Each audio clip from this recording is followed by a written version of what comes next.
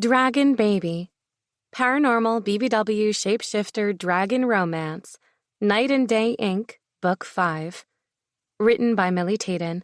Narrated by Lauren Sweet. 1.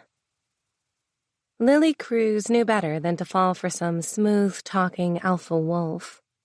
Her cousins had joined Night and Day Inc., and in the process found wolf mates, but not her. Not Lily. She knew better. Her tigress knew better. She'd just come out of one terrible marriage to a fox who wasn't her mate, and there was no way in hell some alpha wolf would tell her what to do. Not to mention all the night men were off with their wives, and the few who were not mated were nowhere in sight. Thank God. She glanced at the files on her desk and frowned.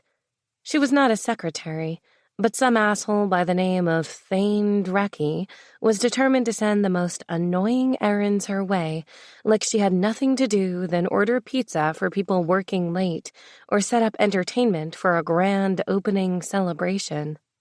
That was not her job. She was there to manage buying new property, not to play personal assistant to some douche that never came into the office. "Hey, Lily," Stephanie Day yelled as she approached down the hall. Stephanie Day was married to the day half of Night and Day Inc., twin brothers who shared everything, including Stephanie. She didn't seem to mind, though. She always had a glowing smile at the office, and the men doted on her like she was their queen. Something Lily couldn't relate to, since her ex treated her like she was his bank account. Louis Donatelli came from a crime family, something she hadn't been aware of at first. No, she'd thought him charming and sweet. He spent all his money on making sure Lily felt loved until they married. Then he took it back from her, plus interest. "Lily!" Stephanie's call snapped her out of her bitter memories. "How's it going?" she asked when she reached Lily and sat down, taking gulping breaths. Poor Stephanie fanned herself as if the office AC wasn't going full blast. Lily guessed that being pregnant with twins changed a woman. She could sense the higher body temperature in Stephanie. She also scented the two babies inside her. The tigress in Lily meowed in need. She wanted her own kit so badly. At 39, she was still considered young for a tigress, but her family members were mostly mated with their own families and babies. She'd hit the big 4-0 in several weeks, something she wasn't looking forward to. With her birthday came winter. She loved the cooler climate and snow. It was coming just like her birthday, but she would love winter more if she had a family to spend it with. All her cousins were traveling with their husbands and children. Oh, she'd been invited along, but she hated feeling like the third wheel. "Lily?" Stephanie frowned. "You okay?" "Yes, I'm sorry, Stephanie." She sighed and sat next to her pregnant new friend. "It is hard to get these contracts under control when Taiden thinks I'm at his beck and call." Stephanie's eyes widened, and she grinned. "Ooh, Thane. He's so dark and broody, so dreamy." "Aren't you married?" she grinned. "Hell yeah, but I'm not dead. And while my men are gorgeous and hotter than a Texas summer, I have to say there is just something about Mr. Drecky that makes women's panties do a disappearing act." Lily rolled her eyes. "When the hell could he do that when I have yet to see him come into the office?" Stephanie shrugged and propped her legs up on the trash bin in front of her. "He has come in a few times. That was enough to create quite a frenzy." She glanced at the email that just came in with a request from the man himself, asking her to do another mundane task his secretary should be doing. She clenched her teeth and growled. "Does he have an assistant?" Stephanie nodded. "Susan has been working for Thane for weeks now, but she's out on family leave. Sick parent, so I guess he's just transferring work to you." How am I expected to buy a new location for this business if Drecky keeps sending me on the dumbest tasks in the world? Stephanie sighed and blinked. I'm sorry, Lily. I will get a temp to handle his assistant's duties so you're not on the spot any longer. Guilt tripped inside her at the paleness on Stephanie's features. I'm so sorry. The last thing you need to hear are my issues with Thane Drecky when you're probably exhausted and need a nap. Stephanie perked up at the sound of the word. Ooh, a nap sounds lovely. But the minute I lay down, one of the babies thinks it's time to play kick mommy's bladder. You still don't want to know what you're having? Nope. It's a good thing Brian and Brent are not shifters, or they wouldn't be able to keep a secret. As it is, I'm staying away from all the night men in case they have loose lips. Are you hoping for one or the other? Stephanie pursed her lips and brought her legs down from the trash bin. No. I mean, I'd love to get one of each, but with the guys being twins, it's probably not going to matter if we have both boys or both girls. Lily grinned, but kept the knowledge of the baby's sex to herself. Stephanie would flip out once she found out she was having a boy and a girl. Lily's own tigress groaned and made her unhappiness known. She wanted her own kits. Being near Stephanie, scenting babies, was pulling her into her heat like nothing had ever done. She needed to get away from the other woman before she did something stupid, like mate some random guy on the street just to get herself pregnant. Nope, that wasn't her. She was strong. She could handle the heat and her hormones. She controlled her body and her cat. Go take your nap. I'm going to see about these contracts. Stephanie stood and yawned. Don't forget to mark your calendar for the winter ball. Crap. She'd been trying hard to ignore the multiple evites and RSVP requests. Guess there was no way to put it off any longer. I will do that. 2. Thane Drecky stared out the back window of his cabin. When his brother visited, he knew something was definitely wrong. They barely spoke. Their kind had been raised to be independent and alone, and dragons lived a very long time, which meant a lot of time living alone. What are you doing here, Saxon? He asked, finally looking away from the perfect forest view to meet his brother's green gaze. This was his home. He could only handle the human race for short periods of time. Thankfully, his business partners understood and didn't ask for him to take part in office visits unless it was an emergency. I came to warn you. Saxon said the words in a low grumble. His dragon was fighting to get out, probably agitated over the fact Thane's own was the bigger, angrier, and more demanding of the two. They hadn't seen each other in so long, almost 500 years. That's when their sister mated a human and the bastards starved her and put her on show. He used her to make money by having her shift repeatedly in front of large groups of people. Her love for him weakened her. When Thane and Saxon showed up to save her, she had lost her will to live. She didn't last more than a month before she left them. That was the last time they'd spoken. Thane had seen how his sister's love for a human had destroyed her, and he would never be that stupid. He didn't need to mate. He'd die alone. He already knew what Saxon was there to tell him, to remind him that his days were counted. If he didn't have an offspring soon, he'd die on the sunset of his 1000th birthday. Only 6 months to go. How could he fucking forget when his dragon reminded him daily? He's passed. Saxon's words were emotionless. Thane and his brother had never had a close relationship with their father. Their mother had been a bit less distant, but had at least tried to show them some semblance of caring. I know. I knew the moment it happened. He felt the change in his dragon, the weight of the importance to have a son. Thane's father had lived a long life, but he was gone now. We all go through this, Thane. Once you have an offspring, it will be my turn to do the same. That part was true. They had some fucked up family bloodline that made it so they had to have babies, or each one would die on their 1000th birthday. Luckily, Saxon had another 200 years before he had to worry about that. 200 years to find a mate and create a family. Something Thane wouldn't be doing. You have time, brother. I don't. Saxon frowned, his beard hiding the tight set of his jaw. What do you mean? You have time. Find someone. Bear a child.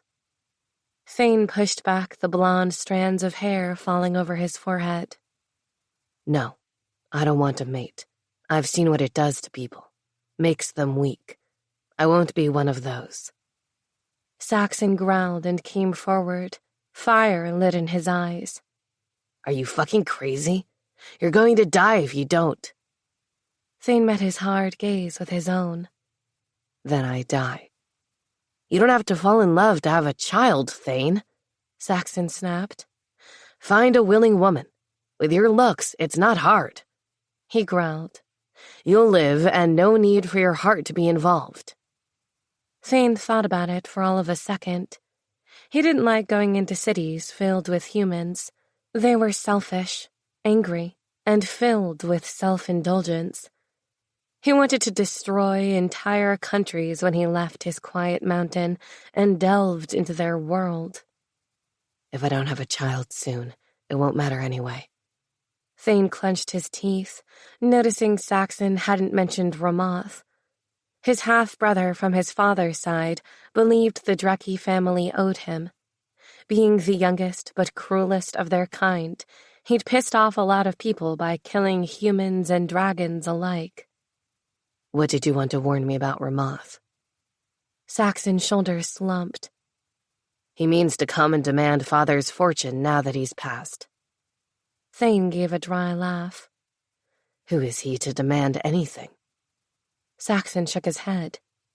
He has some other shifters that work with him. Shifters he controls. So? I'm only here out of love, Thane. You're my brother and I care about you. Be careful of Ramoth and those who follow him. Thane gave a sharp nod. He didn't take serious warnings lightly. I will. And make a child, Thane. That's all you need to ensure your life. Thane said nothing for a moment. I already told you. I won't be having any children just to live longer. Saxon turned away from him, stumping toward the front door of the cabin before he stopped. Rethink this, brother. I know we're not close, but I would like to change that. Saxon walked out the door, slamming it behind him.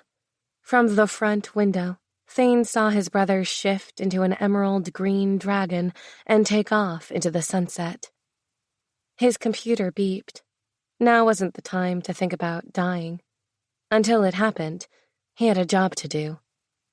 He had an email from Lily Cruz. A smile broke over his lips. He didn't know why he kept bothering the uptight woman. Their first phone conversation hadn't gone over well with her. She'd been too serious. All she'd spoken of was what location she'd buy for the company.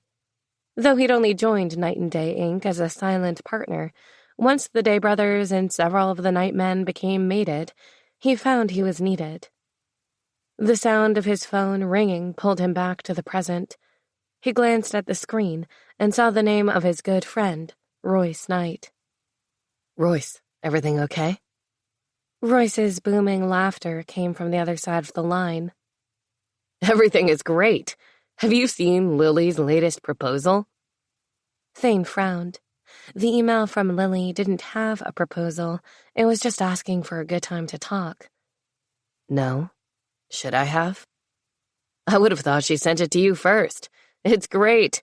She's getting us in a brand new building right across from one of the busiest malls in the country. Interesting. And she'd said nothing to Thane. He must have really ticked her off when he asked her to have someone air out his office and supervise it. A chuckle rumbled in his chest. The way she was flustered on the phone had been better than any conversation he'd ever had. She probably hadn't even realized she started whispering curses at him in Spanish. Too bad he had such great hearing, and spoke Spanish. I've seen nothing of the proposals, but I'll make sure I do. Royce laughed.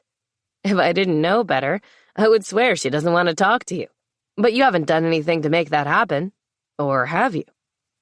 I'm just sitting in my mountain, working while you're off on vacation with your mate. Another harder laugh came across the line. Right. Listen up, Dragon.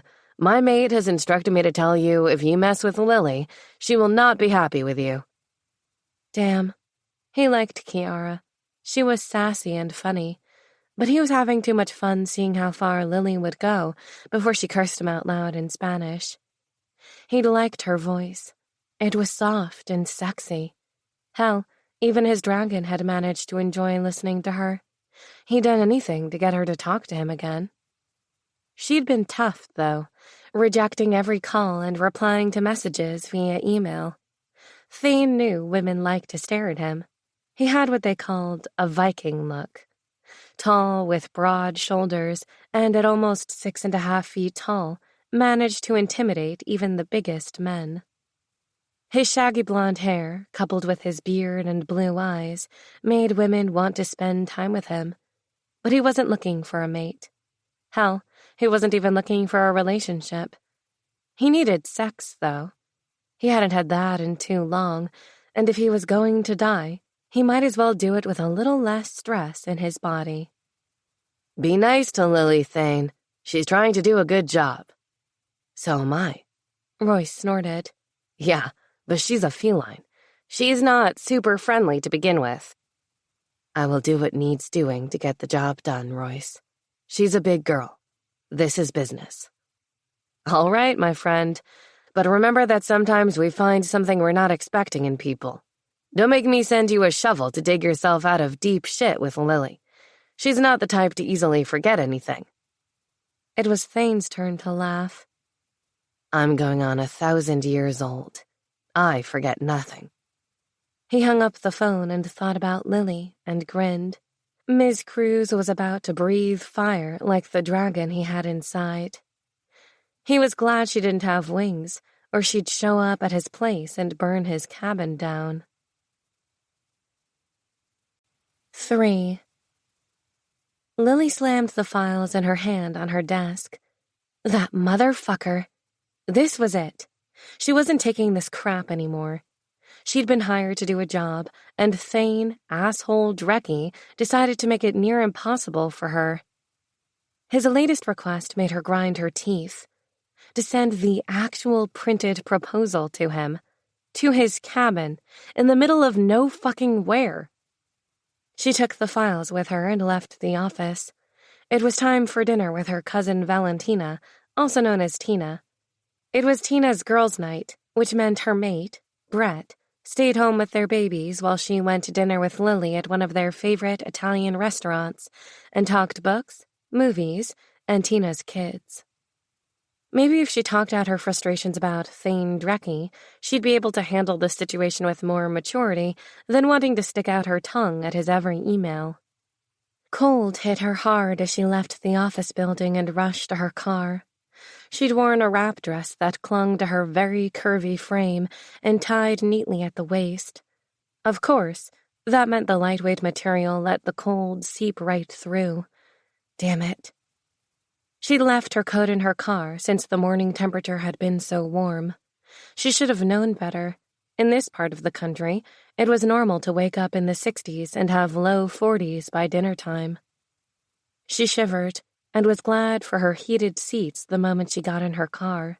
Thane Dreckie seemed to be bored as fuck in his cabin and was clearly taking his frustration out on her.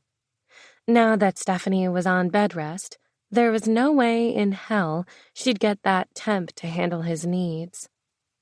The restaurant wasn't a long drive. It was close to the office and not far from Tina's new house. This time, she didn't leave her coat behind when she left the car. She rushed into Patricia's and grinned as Vinny, the maitre d', greeted her with a smile. "Welcome, Miss Cruz. Mrs. Knight is waiting at your usual booth," he said, and held out a hand to take her coat. "Thanks, Vinny. How's the family?" she asked. shoving her long, curly hair away from her face and wishing she had makeup to hide the fact she hadn't been sleeping lately. "Great, Miss Cruz. Lucy said thank you for those tickets to Disney on Ice," he whispered, and stopped for a moment, which forced her to stop and glance at him. "Thank you so much for that." She patted his arm.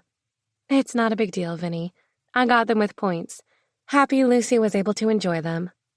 "Still," he said, "my wife and I really appreciate it. They were the best seats. We couldn't have done that." She smiled wider. "I'm glad you all enjoyed the outing." "If there is anything you ever need, Miss Cruz, please don't hesitate to ask." They started walking again. "Don't worry, Vinny. I'm just happy Lucy liked it." They reached the booth where Tina sat with a glass of wine in her hand. "Thanks for bringing her over, Vinny," Tina said, and motioned for Lily to slide into the booth and hug her. Lily hugged her tightly and sighed. A good inhale, and she reared back and blinked at her cousin. "Should you be drinking wine?" Tina laughed. "Damn it. I forgot you're like me and can sniff the change, too. One glass won't kill me. Though I am a shifter and can have more, I'll play it safe."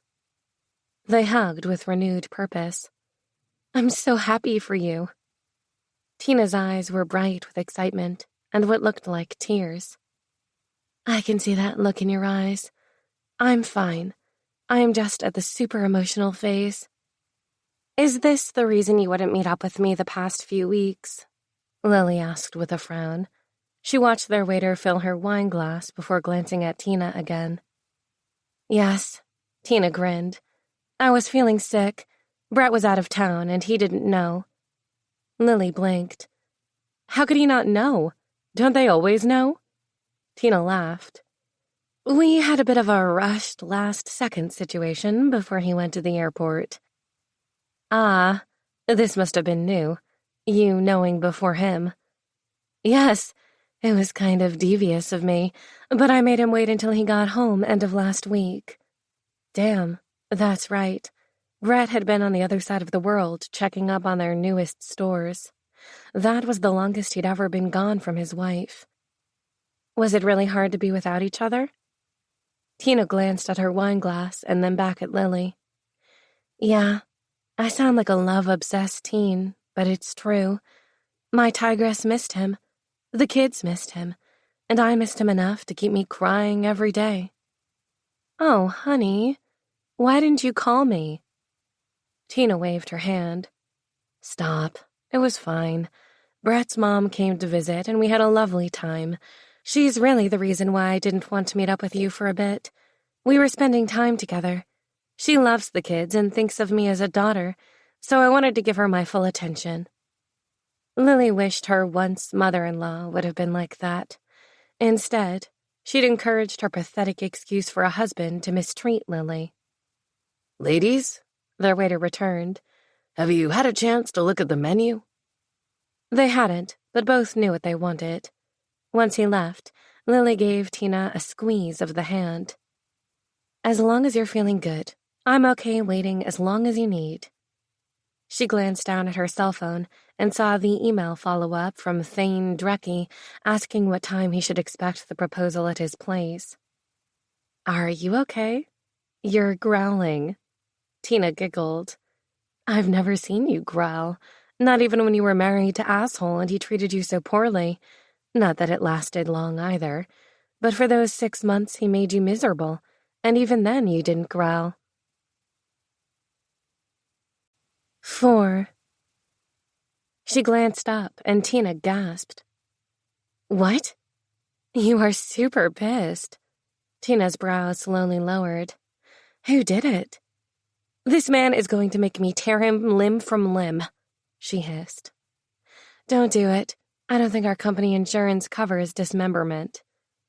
Tina lifted the glass of wine to her lips and stared at her with curiosity. "What is he doing, and who is he?" "Thane Drecky." Just thinking the name did something to her. When they'd spoken on the phone, the sound of his voice had made her tigress purr. No fucking way she'd talk to him on the phone again. It took her 3 days to stop dreaming of him saying dirty things to her just from hearing him once. She couldn't go through that again. "Oh," Tina gasped and gave her the same look Stephanie had earlier, like she'd spoken some rock star's name. "What? Have you met Thane?" "No." "So?" Tina grinned. "I love my husband and my heart is only his, but holy crap, Thane Drecke is hot. He's like one giant Viking you want pillaging and plundering you." Lily almost choked on her wine. "Seriously?" Tina shrugged. "What can I say? I like big men with that domineering look. It's what won me over from Brett." Isn't he your mate?" "Yeah, but that's just part of me. The human side wanted a strong man that loved me. Wait till you meet Thane and you'll see what I mean." She wasn't impressed. "Oh, I'll be meeting him all right. Then I'm giving him a piece of my mind." They stopped their conversation when their food arrived. There was a moment of quiet before Tina spoke again. "Come on, tell me what he did." "He's treating me like I am to bow at his feet for whatever he wants. And if that isn't bad enough, Royce told him about the newest proposal I have, and he wants me to send the damn file to his home." Tina stopped her fork mid-flight to her lips. "The cabin in the Cranwood Mountains?" She nodded and bit down on the piece of steak with a lot more force than necessary. "Yes, who in their right mind would go up there?"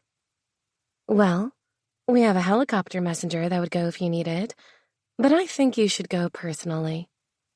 She gulped her sip of wine and put the glass down. "What?" "Yes," Tina said with more conviction in her voice. "He's clearly treating you in a way you dislike. You should go up there, take the files, and tell him to stop acting like a dick."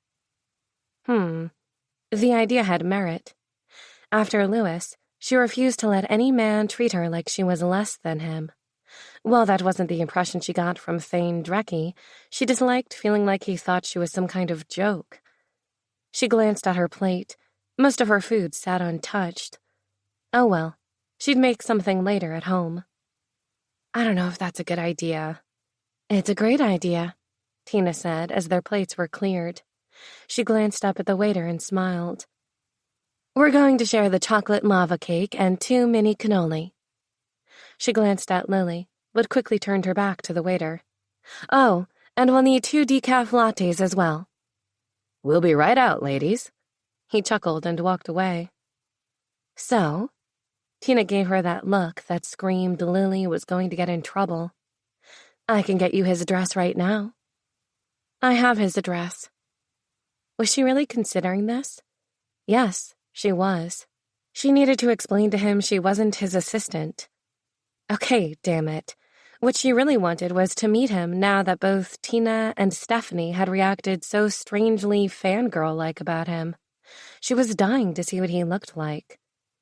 And to know if that voice sounded just like she heard over the phone. "Stop thinking so hard and do it," Tina encouraged. "Besides, you looked pretty pissed when he sent you that message. Didn't you say he was treating you like you were at his beck and call?" She nodded. "Then you need to put him in his place. Don't stand for that stuff. You're a strong woman." She giggled. "I know I am." Tina nodded vigorously. "And this would give you the chance to finally discuss the proposal Royce got before he did. Maybe talking to the guy in person would make a big difference." She was right. Lily hated phone calls. She hated phones, period. Listening to Thane had already done weird things to her body, and the impersonal emails made things worse. Perhaps a face-to-face was the best thing. The waiter put their desserts and coffees on the table and left the check, which Lily didn't get a chance to grab before Tina snatched it out of her reach. "Hey!" "We're celebrating my baby," Tina grinned. "Exactly, so it's my treat." Tina rolled her eyes and blew a raspberry. "No way. I ate a lot more than you. Besides, you paid last time. Don't think I forgot." She laughed at her cousin's raised brow and put sugar in her latte. They ate their dessert, while Tina continued to push her to go to the mountain to see Thane. "You sound more invested in this than me," Lily giggled. "You'd think he owes you money or something and you want me to get it." "No, but I think a live conversation with you both in the same room where there can be no more miscommunications about tone or text would be good." "You're right." She sipped the last of her latte and didn't mention that Tina ate most of the cake, and both cannoli. She was eating for two anyway. Vinny brought their coats a moment later. "It was lovely to have you both here tonight." Tina smiled and slid out of the booth. Lily did the same. "Same here, Vinny." "All right, Lil, get your butt in gear and go now." "Now?" Lily glanced at her clock. It was 7:30. Wasn't it too late to head up the mountain now? "Yes, now. If you talk to him tonight, you can take the morning off because it counts as a late night." That was true, but still. I don't know if I want to drive an hour and a half up that mountain. Psh. Tina whistled. "It's not that long, an hour tops. And besides, you'll feel better afterward. I know you, Lily. You'll keep thinking about this until it makes you crazy." Damn it. Tina knew her so well. 5. Lily glared at her speedometer. Why in the hell had she let Tina talk her into going up this mountain at night? The sound of her ringing phone filled the inside of her Prius. She didn't recognize the number displayed on her dash. "Hello?" "Lily?" said a voice she'd never wanted to hear again. A voice she had told herself not to hate, but couldn't stop the rage at the sound of it. "Lewis? What the hell do you want?" "What do you think I want? Money," he said, with an attitude that made her wish he was in front of her so she could run over him, back up, and run over him again. "We are divorced, you dick. I don't owe you anything. You took all my money and left me broke. Even if I had some now, the last person I'd give it to is you." "You'll give me money, Lily," she hissed, her tigress ready to rip that smug grin off him. Even though he wasn't in the car, she could hear it in his voice. "Yeah? What makes you think that?" "Because you give two shits about the stupid shelter I'm on the board of." She frowned. There was only one shelter she cared about. The local wildlife shelter, where displaced animals were taken when something happened, and then reintroduced to their local habitats again. "What the fuck do you mean by that?" "I mean, you're going to get me some money, or I'm going to make it my business to shut the place down." "You scumbag piece of shit!" she screamed inside her car, hating the sound of his laughter. "We've been divorced for a year. I owe you nothing." She took a deep breath, trying to calm her tigress. Lewis was the worst fox. A lot smaller than her, and clearly too full of himself to realize she wasn't going to let him get away with whatever he had planned. He had no idea how lucky he truly was that she'd given him a chance to live after all he'd done to her. All because she'd felt stupid that she bothered with a different species. She should have never even tried to have a relationship with the rat bastard. Now she knew better. Lewis had even used the best lawyers in the city to get her last cent.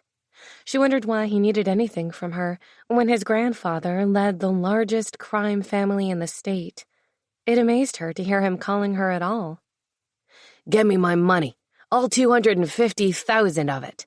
I know you keep a stash. You have a week, Lily, or say goodbye to your precious animals." The line went dead, and she struggled to keep her eyes on the road instead of screaming at the top of her lungs. Her cat wanted out. She wanted to run wild and hunt, to kill and see blood flowing, imagining it was Lewis. Soon enough, his time would come. The falling snow caught her unawares. At first, they fell in a few random flakes, but the closer she got to the top of the mountain, the harder and thicker the flakes got. Her visibility dropped to a few feet, and she had to slow her car. Thank goodness she was only minutes from the cabin, or she might find herself stuck in the middle of the road. Suddenly, there it was. It was damn big for a cabin. At least 2 stories high, and made of gorgeous wood and glass. She shut her car off and grabbed her bag, glad she'd worn her coat now that she realized it was damn near freezing up there. Shifters adapted to lower temperatures, but when in her human body, she was still more likely to get cold than when in her tigress. Of course, that wouldn't apply if she was in heat. Then she would happily walk around naked from how needy she'd be. Her shoes sank into the foot of snow and her feet soaked. She ran to the front door and pounded loudly on it. "Hello?" There was no answer. She did it for several minutes until she realized the stupid man wasn't home. Fuck. The storm was picking up, blowing flakes harder. She couldn't simply leave the folder at his front door. It'd be buried in minutes, if not blown away first. Against her better judgment, she turned the door's knob. To her unhappy surprise, the door opened easily. Well, shit. What idiot left their front door unlocked when not home? Then again, it wasn't likely that someone would drive up the side of a mountain to visit a recluse without calling. And why did she care? It was his stolen items. Now what? Was it considered breaking and entering if there was no real breaking? "Hello? Mr. Dracky, are you here?" She stepped inside and glanced around. Her cat didn't smell anyone, but it sure as hell was hyper for some reason. She hoped to quickly find a place to leave the file so she could leave before the storm got worse. When she got home, the first thing she'd take was a nice hot bath and open the biggest bottle of wine in her fridge. Thankfully, he'd left a nice warm fire going so she could sit and wait for him if she wanted to. Nah, curiosity wouldn't kill this cat, but she really wanted to know how Thane Drecky lived. The cabin was bigger than it appeared from outside, with large, comfortable brown sofas and wood furniture. It really brought the outside in. Plants were everywhere, too. Bamboo and some larger ones with braided leaves. No photos, though, something she found very peculiar. She continued through the cabin, past the dining area, where a massive wooden table with chairs sat. Upon close inspection, because she wasn't doing a half-assed job of snooping, she realized the table didn't appear used at all. Weird. Didn't the guy eat? The table and chairs appeared to be antiques, with a gorgeous scroll design fit to be in a museum. The entire set looked straight out of a castle. The wood looked heavy, as if someone had cut a tree down to make those pieces. None of that shitty compressed wood things were made from nowadays. This was the real deal. Farther down, she entered a giant open kitchen with top-of-the-line chef-inspired appliances.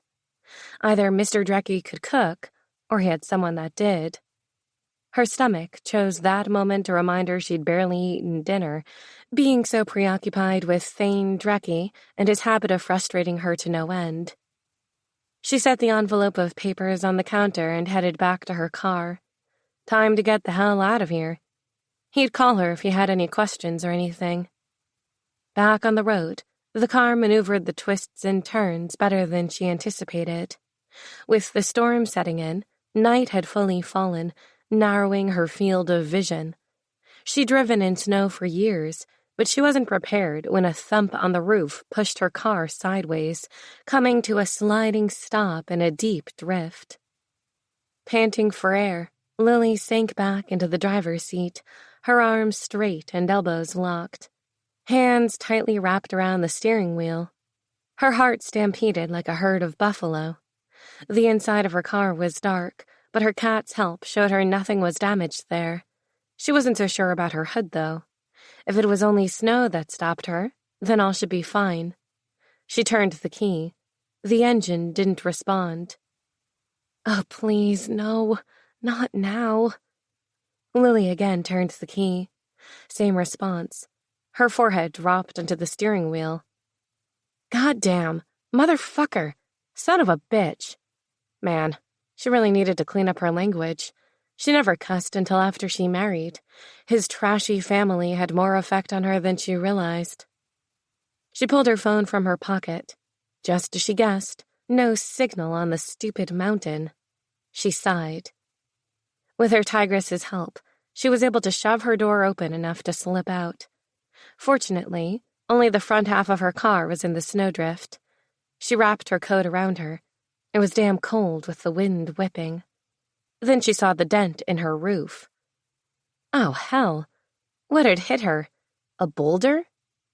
An eerie cry slashed through the air. Lily searched the dark sky for the cause.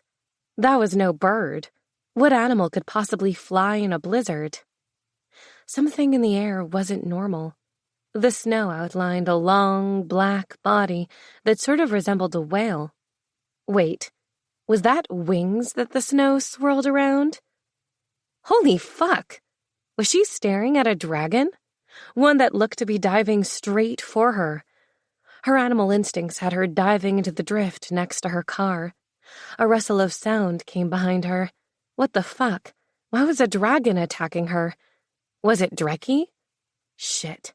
He must have come home and smelled her and was now coming after her, thinking she was a robber or thief. She never met the man, so he had no idea who she was.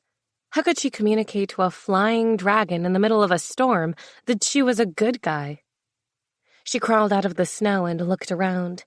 Where was he? Since no one was around to ridicule her, she decided shouting was the best option. "Dreki! I'm Lily Cruz from the office!"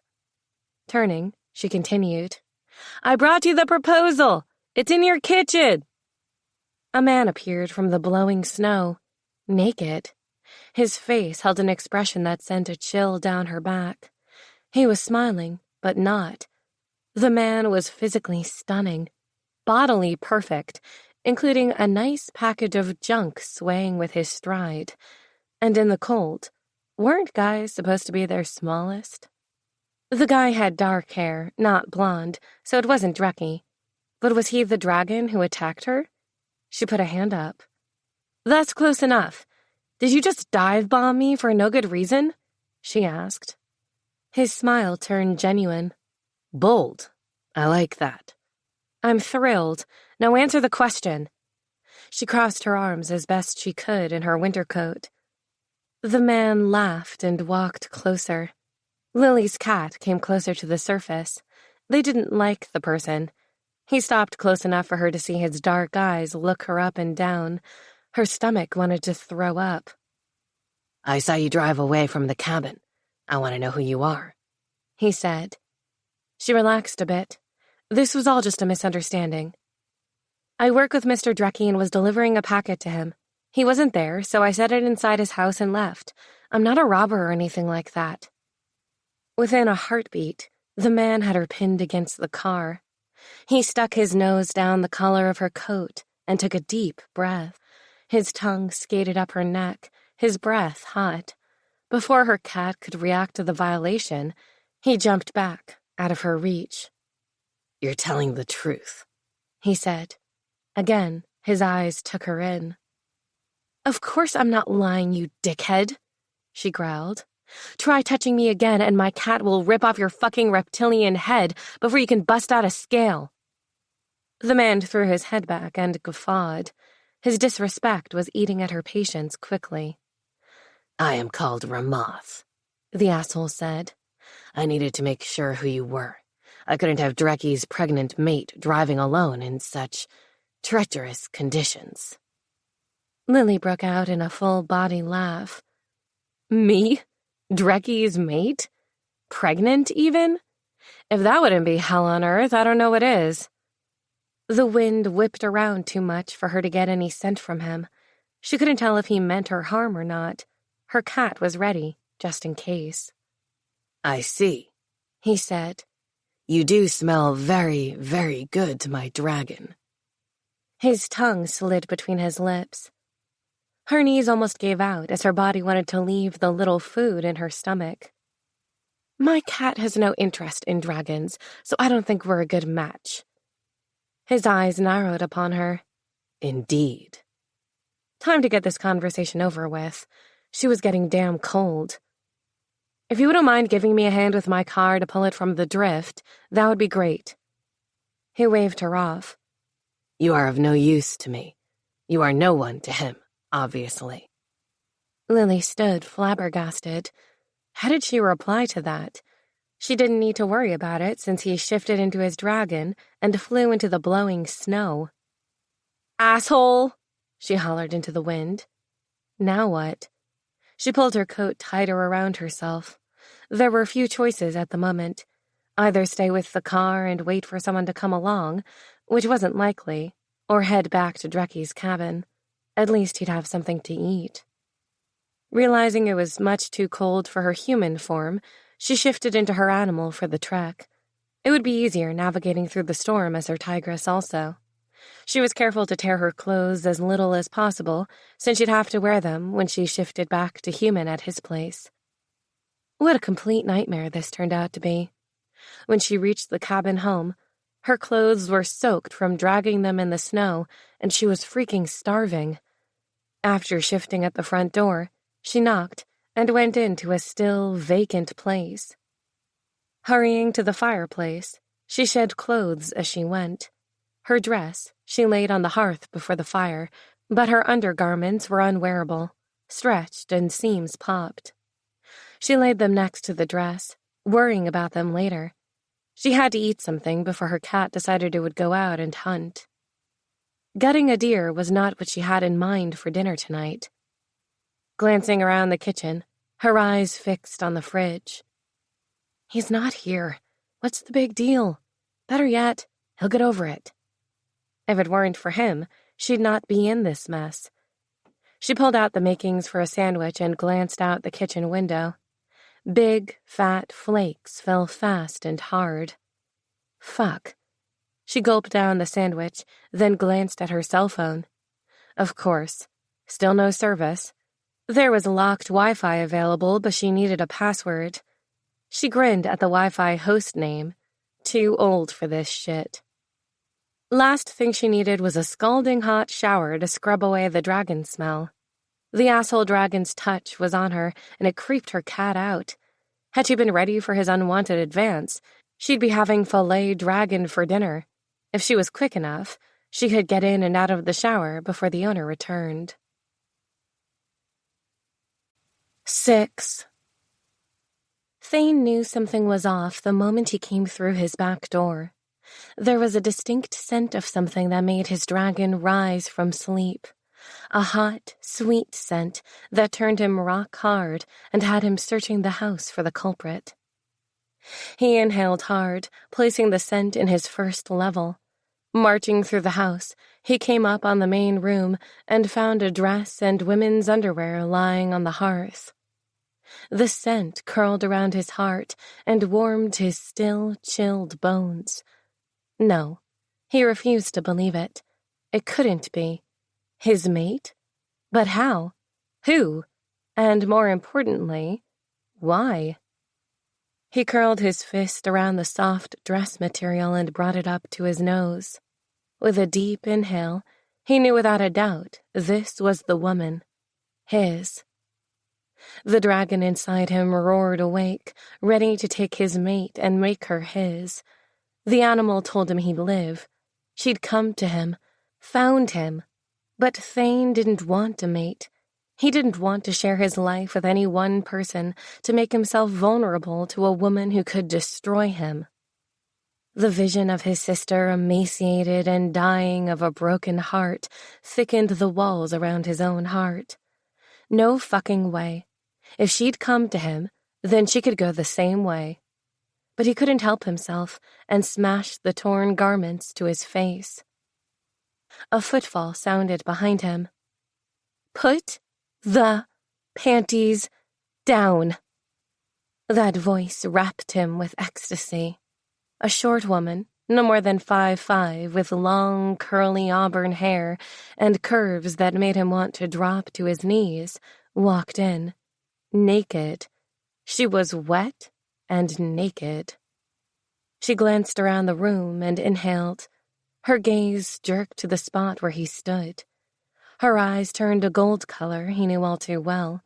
The scent of her animal reached him then. Feline. Do you make a habit of breaking into people's houses naked?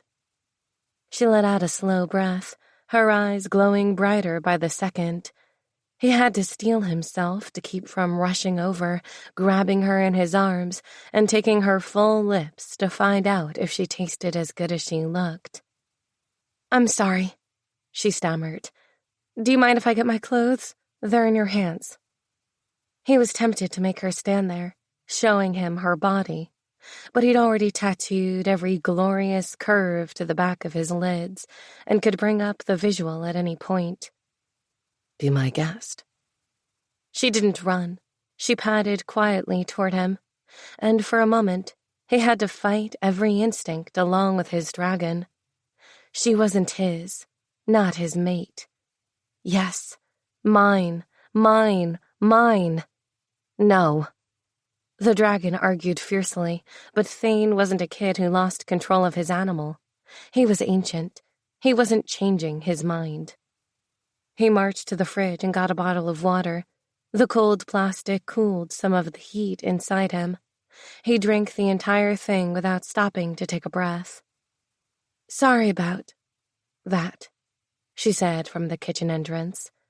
He turned to face her. It didn't matter that she had clothes on again.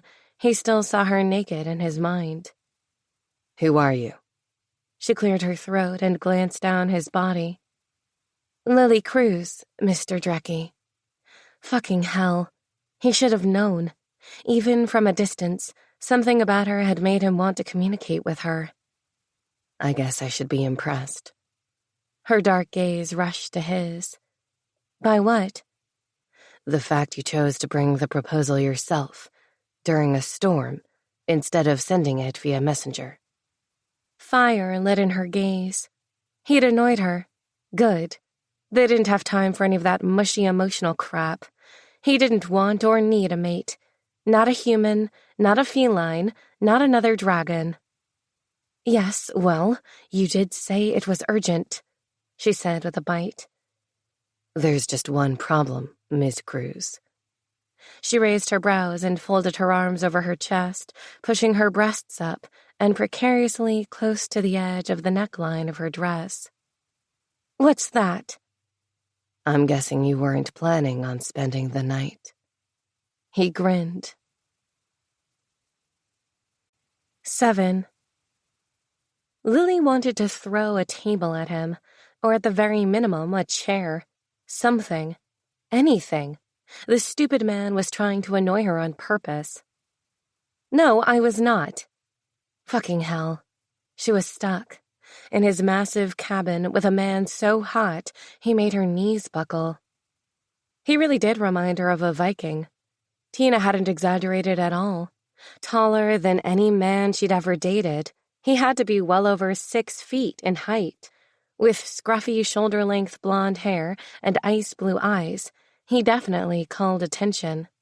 That short beard was doing things to her cat she couldn't explain. The fire in her blood rose with every glance she gave him. He was gorgeous, and she hated that she wanted him.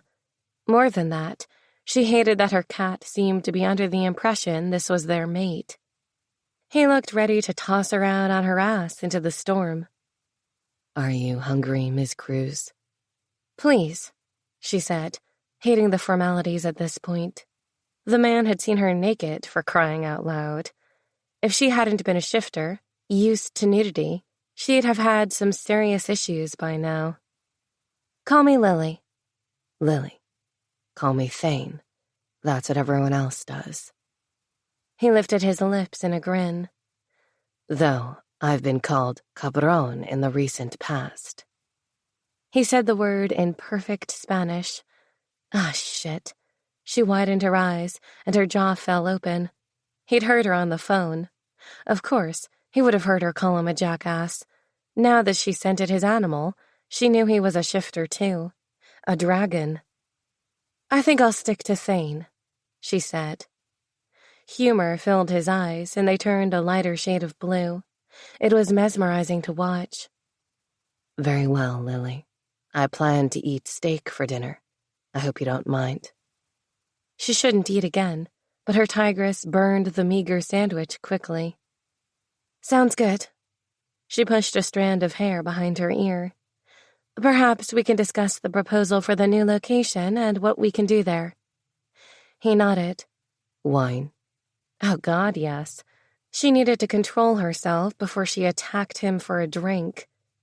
Please. He pressed a button on the side of the wall that connected to the dining room, and the whole damn thing shifted to reveal stairs leading down to a lower level she had no idea existed. Are you kidding me? She pressed her lips together and winced. Sorry, that popped out. She'd never been this wound up near a man. He chuckled, and the sound made her insides melt. Don't worry about it. Coming? She followed him down the stairs into what she realized was a basement wine cellar. She had no idea how old the wine in there was, but holy shit, they looked older than her entire bloodline. His backside kept distracting her from the wine. Every time she looked at it, his big, muscled back shifted under his black t-shirt. She was amazed he could find clothes that fit him with how big he was. Then again, there was now big and tall sections at most major retailers. Why the hell did she care if he had clothes to wear? Lily? She blinked and noticed he'd stopped, turned, and looked at her. Yes? I asked, what is your favorite wine? Oh, I like white, typically. Riesling or Pinot Grigio. Sometimes Moscato. He nodded and gave her another of those grins she had to warn every female in the city about. That's it? You sure?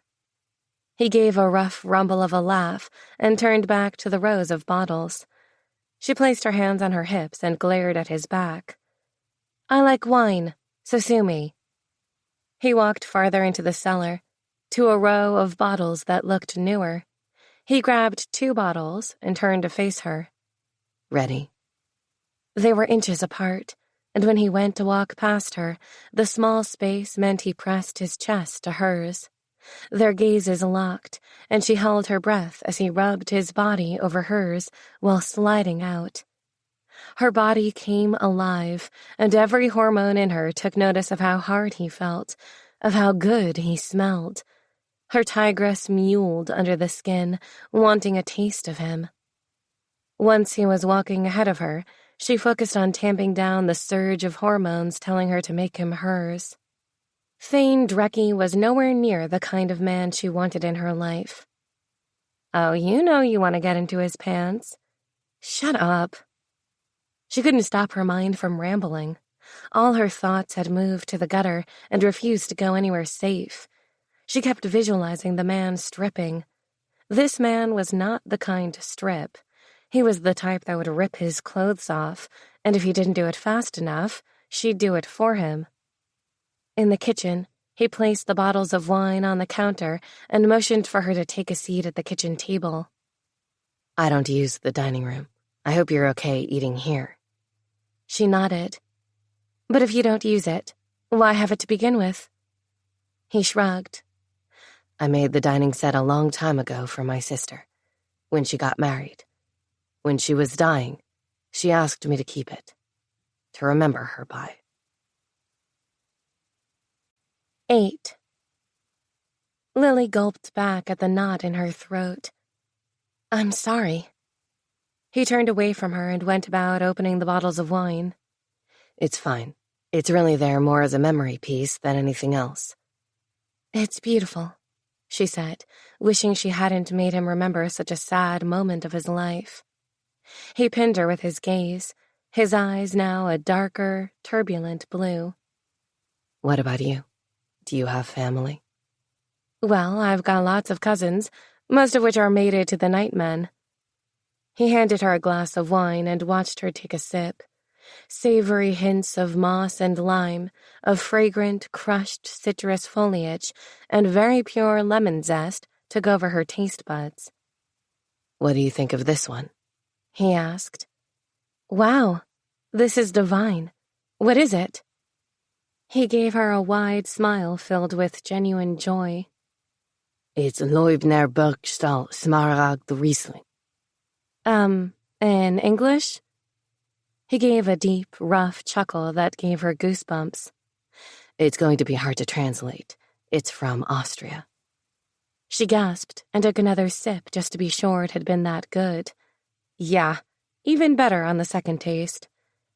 How in the hell can you get something this delicious in an Austrian wine?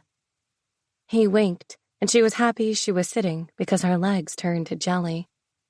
Sometimes we're surprised with perfection coming from the least expected places. She continued to drink her wine and watched him move around his kitchen. Now she understood the size of it. He was a big man, and the space worked great around him. He pulled out a large covered pan from the fridge.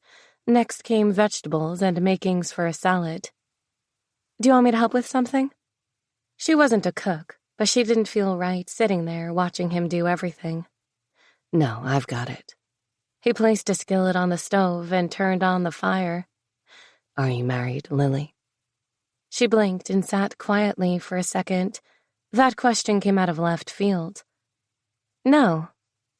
For a moment, she debated if to tell him about herself, but seeing as he was being so hospitable when she'd broken into his house and pretty much made herself his guest, she chose to tell him the rest. I'm divorced. He glanced at her over his shoulder, his brows almost touching from his deep frown. You? She asked, before he went any further into her personal life. No, he said in a clipped tone. No, not married, or never been, or what? Curiosity killed the cat, Lily. She snorted. Not this cat. Besides, you asked me first. He chopped vegetables and put them to the side, then did the same with salad ingredients, and soon it was time for the steaks. I'm not married. Have never been.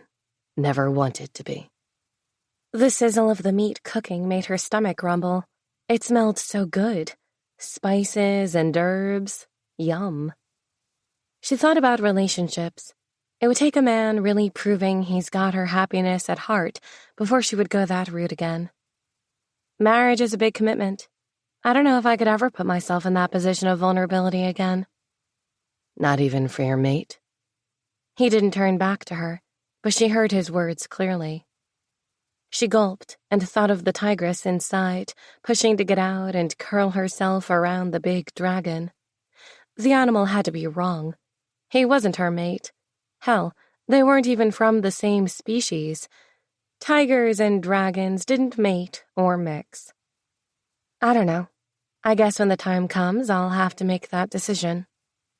He finished cooking and served up their meal. Everything was delicious and simple, something she loved.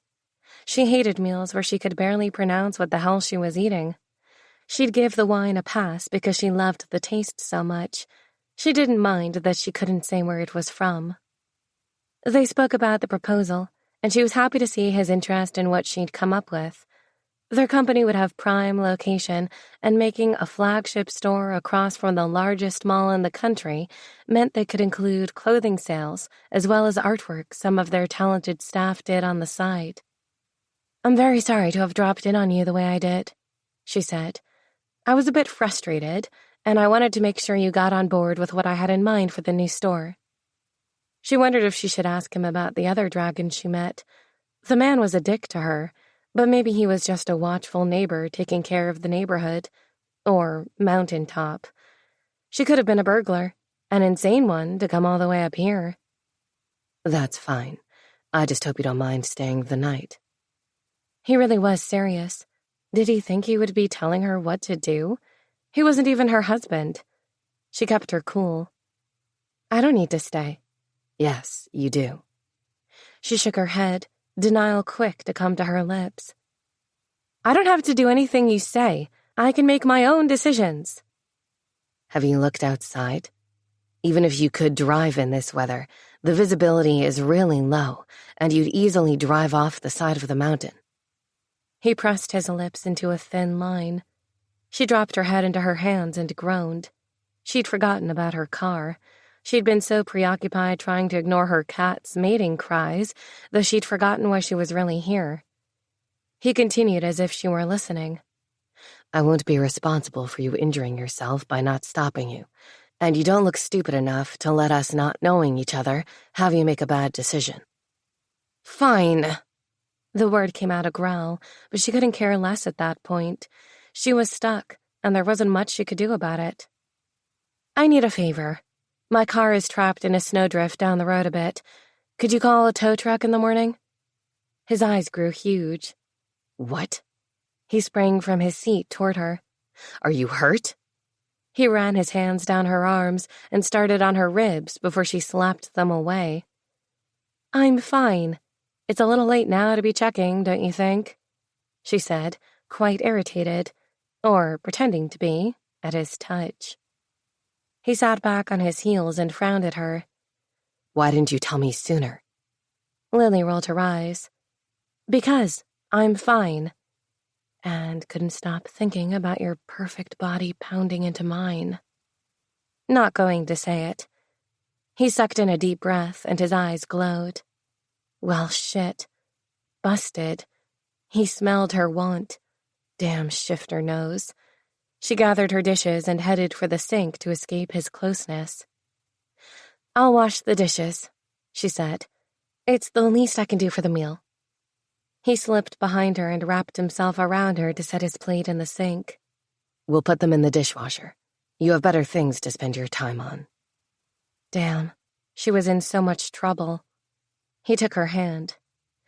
Let me show you something. Yeah, her cat was all for that. No. She didn't want to see something. She was sure it was huge and hard and would fit in her hand or mouth quite nicely.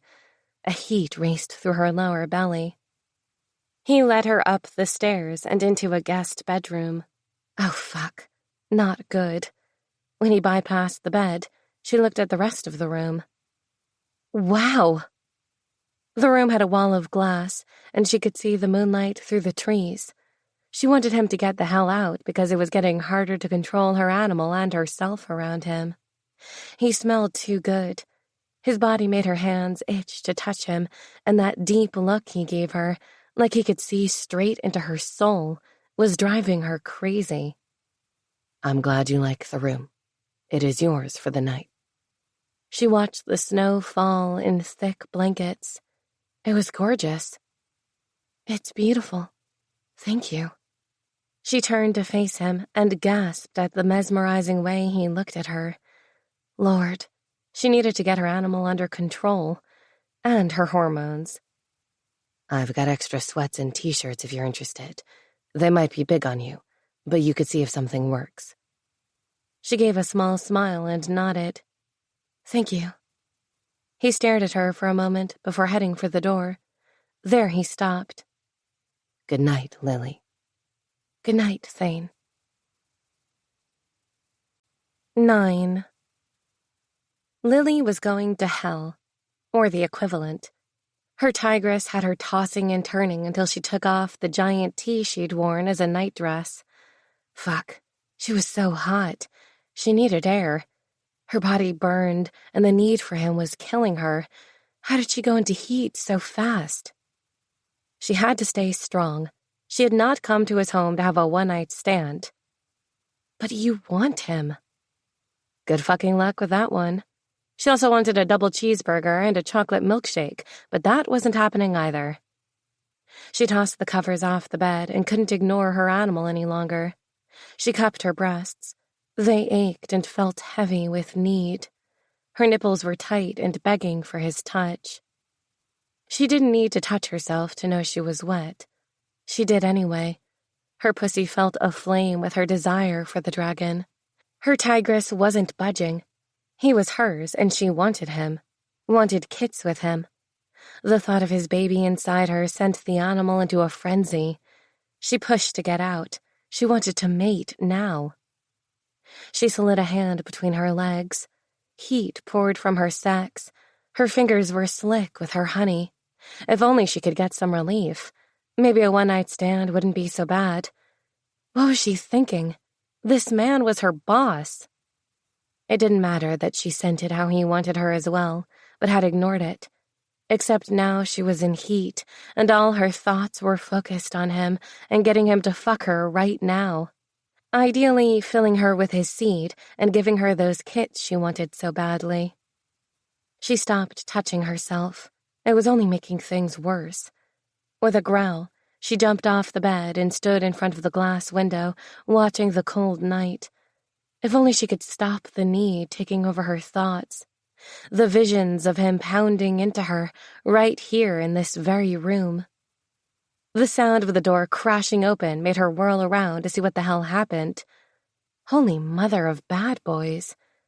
There he stood, his body corded with muscles and tense as he took in a long breath and growled. The door landed on the ground, off its hinges. Thane? That fucking scent has been making it hard for me to think. He took a step into her room and openly stared down her naked body. She was curvy. Big hips, big tits, and big ass made up most of the females in her family. Nothing new there. What was new was the way he licked his lips.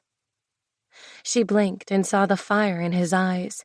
His dragon was close to the skin as well as her tigress. What scent? He continued marching toward her, his gaze never wavering from hers. The scent of how badly you want my cock. She attempted to shake her head in denial, but he stopped her when he said, Don't even think I can't smell it. You're in heat. You want me. Her eyes widened the closer he came. Her tigress, on the other hand, purred and rubbed under her skin, wanting closer to the big bad dragon. She swallowed at the dryness in her throat. This isn't smart. He didn't bother stopping. Instead, he cupped her face and brought his head down to press their lips together in a heart-stopping kiss. He plunged his tongue into her mouth and rubbed his chest over hers. Electric pulses sizzled through her bloodstream.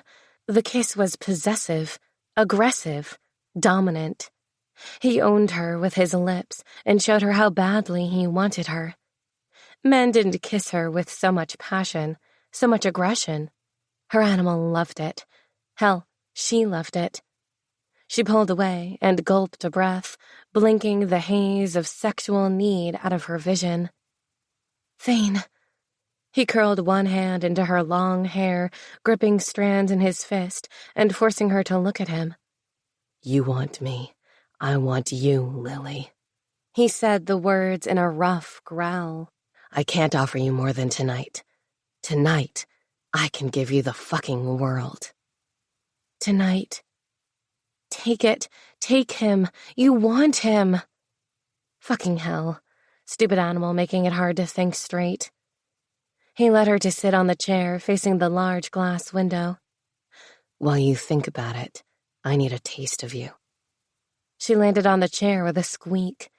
He quickly got to his knees and pushed her legs open, lifting each thigh to place it gently over the armrest of the chair and pulling her ass down to the edge of her seat.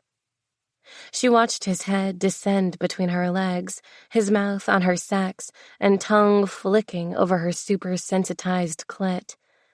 A loud moan escaped her throat. She gripped his hair and shoved his head closer to her pussy. Ah!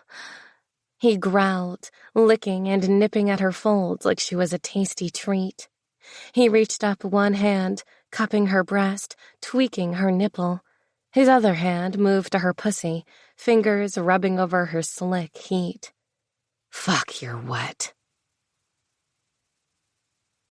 10. Lily purred and didn't give a fuck if he could hear it. That's the sexiest sound you have made all night. He slid his fingers into her, thrusting and retreating in short drives, at the same time he sucked and licked her clit. Her belly trembled, her toes curled, and she couldn't do much but cling to his hair. Purr after purr left her throat as she held on and let him eat her up like dessert. Thane, God, your tongue is magic.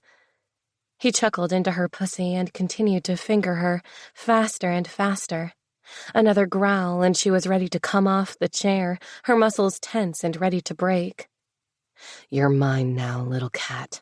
I'm going to take you and fuck you raw. She moaned, the tension inside her snapping and pleasure shooting down her spine straight to her clit. She screamed his name, her pussy sucking at his fingers with each drive. There was no time to catch her breath. Her sex was still clenching and unclenching with every spasm from her strong orgasm. He picked her up and kissed her again. Their tongues melded and curled over each other. She purred, meowed, and scratched at his shoulders. She needed more, needed him. "Fuck me," she breathed as he pressed her back against the cool glass of the window. She curled her legs around his waist, his hard cock pressing at the heart of her heat, slipping into her slowly. "Christ, baby, you're so tight, perfect for my dick." She groaned and scratched at his arms. "My pussy's yours, Thane. Fuck it like you own it." His cock filled her in a deep drive. "Yeah, it's fucking mine. All mine." His eyes flamed with the power of his dragon. He pressed her harder against the glass as he fucked her. He pummeled into her in quick, hard plunges. Every sharp thrust was followed by a moan from her and a grunt from him. "Your pussy's so hot, sweetheart. You like me inside you, don't you?" She gasped and licked her lips, meeting his blazing gaze. "Yes, I want more." "More?" He gave a sinful grin that made her pussy contract around his dick. "I'm going to give you so much more, baby girl." He swiped his tongue over her open lips. "My dick will be deep inside you." He thrust hard. "Feel it?" She purred. "Yes." "Then I'll make you come. Like this," he said, and rocked his hips in a circle that hit her in a new angle. The movement sent her soaring. Pleasure rocked her to the core. She clung to him, scratching at his shoulders and not giving a fuck that her fingers had turned to claws. Mine. Her animal made a stance at that moment.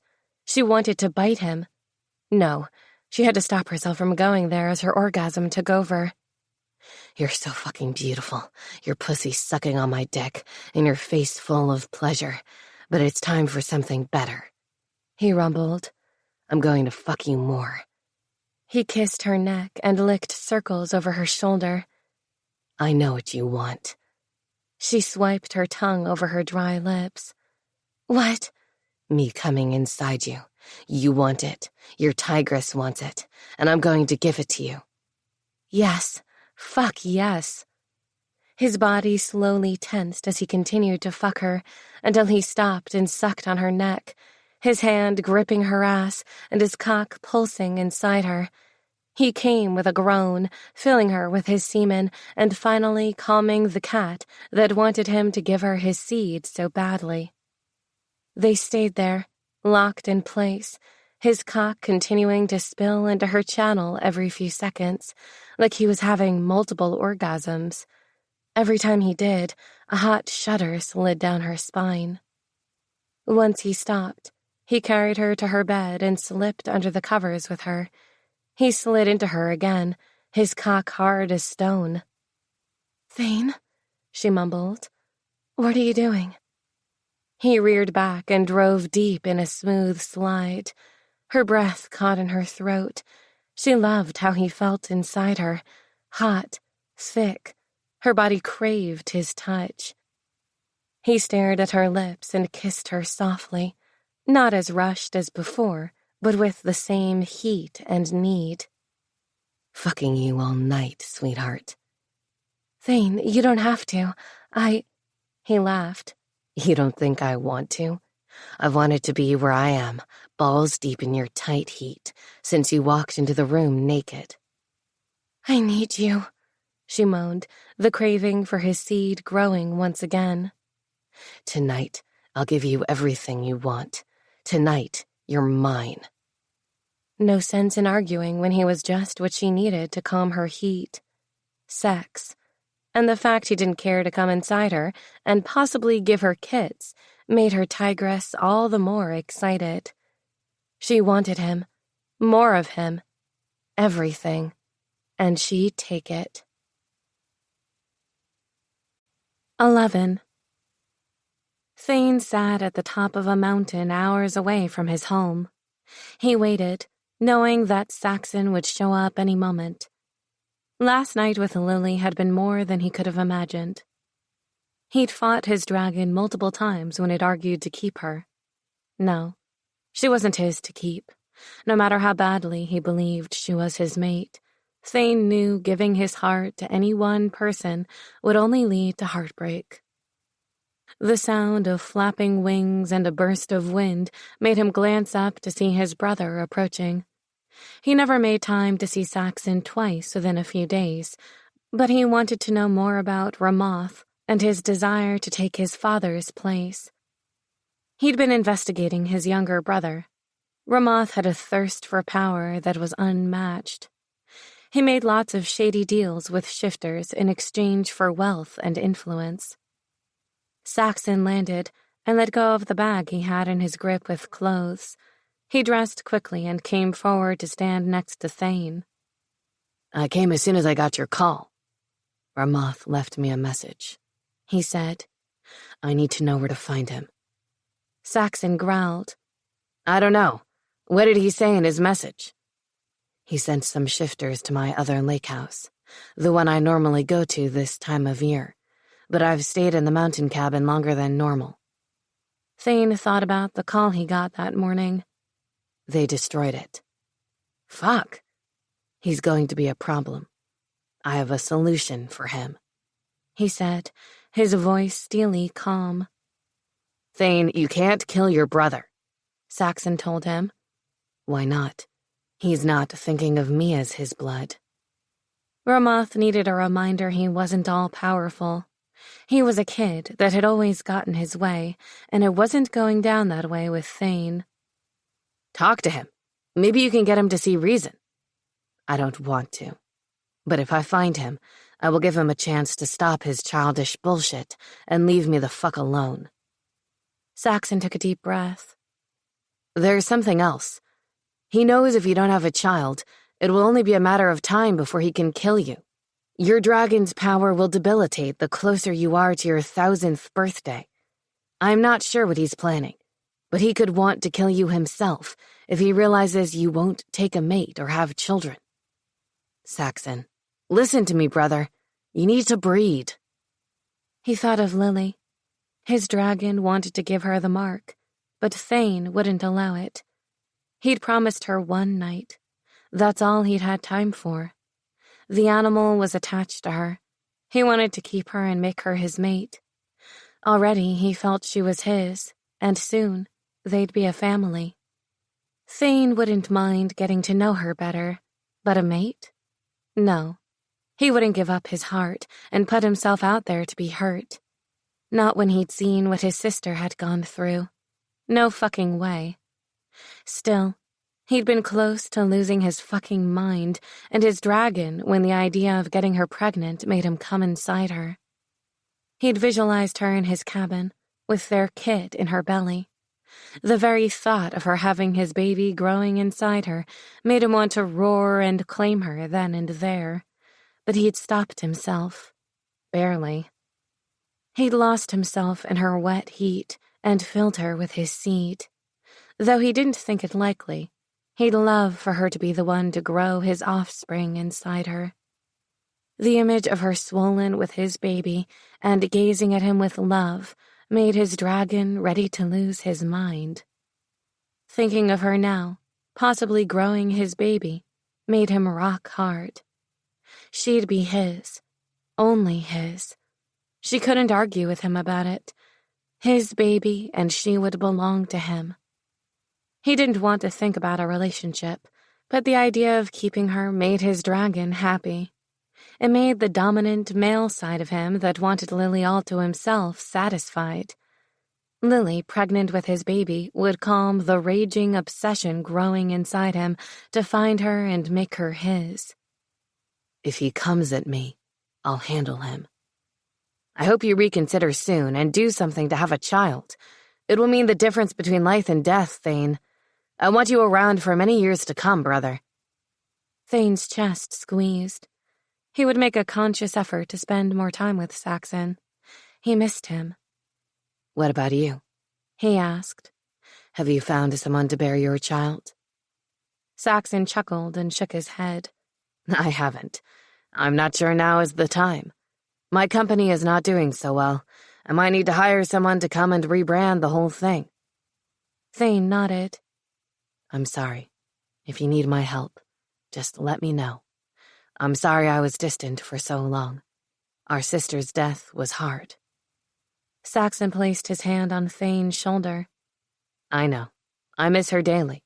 I wish she would have realized that she could go on without that man, just like you can have a child and a mate, a family, and not have your heart broken." He didn't believe that, and didn't want to talk about it now. "One day," Saxon said softly, "you will realize that love should be celebrated, not feared. I'm going to find Ramoth. I won't have him destroying my businesses and all I've worked hard for. Good luck, brother. You know where to find me." 12. Lily didn't know how, but her car sat outside the front door of the cabin when she checked after Thane had gone, and it started on the first try. She didn't want to be there when he came back. After their previous night, she didn't know where they stood and how to act. Quite frankly, it would be awkward and uncomfortable for her. She drove slowly down the mountain, careful of the slick roads and heavy snow, but eventually made it home in one piece. As soon as she got home, she put her phone to charge and took a hot shower. Then she waited anxiously, wondering if Thane would call and ask why she left. By nightfall, she realized he wasn't going to call, and leaving was her best move. Tina did call. How did it go? She considered lying to her cousin. They were on the phone, and she wouldn't know, but she hated doing that. She was always honest, even if it got her into trouble. Went well. He liked the proposal. Tina squealed. This is great. I told you that speaking to him in person would change things. Boy, had they changed things all right. Yeah, you were right. Tina was quiet for a second. What else aren't you telling me? Oh, no. Nothing. It was good. I think things will work out fine now. Mm-hmm. And what do you think of how he looks? He's fine. Good. Nice. She stammered. Crap. Lily, she whined. What? What happened between you two? Tina asked, her words tripping over each other. How the hell could she know something happened and they weren't even in the same room? We definitely got along. Oh. Oh! Oh my gosh! Tina screamed excitedly. What are you going to do now? Nothing. It wasn't like that. We decided it was going to be a one-night thing, and it's now in the past. That's crazy. Clearly there was more than just hot sex, and I'm guessing it was hot, right? She laughed at the way her cousin tried to get information out of her. Yes, it was hot. Ooh, I'm so excited for you. So why stop now? Even if he's not your mate, he's a great guy, and you guys could potentially have a good relationship. She shook her head. I don't know that I want another relationship. My marriage to Lewis is still bringing me headaches. The last thing I need is someone else giving me hell. I think I'm done trying to be married or made it. Don't say that, Tina yelled. What about kids? I know you want some. She did. Strangely, her tigress had been quiet since she left the dragon's house.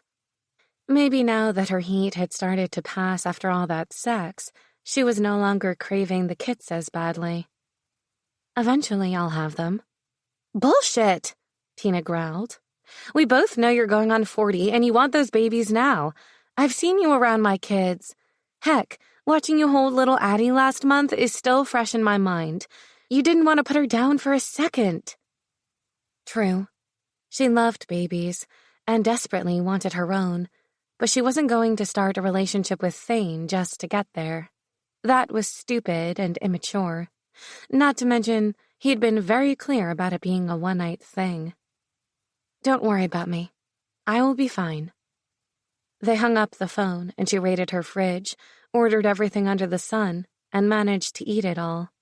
If she hadn't had such a vigorous night of sex, she might have wondered where that appetite came from. 13.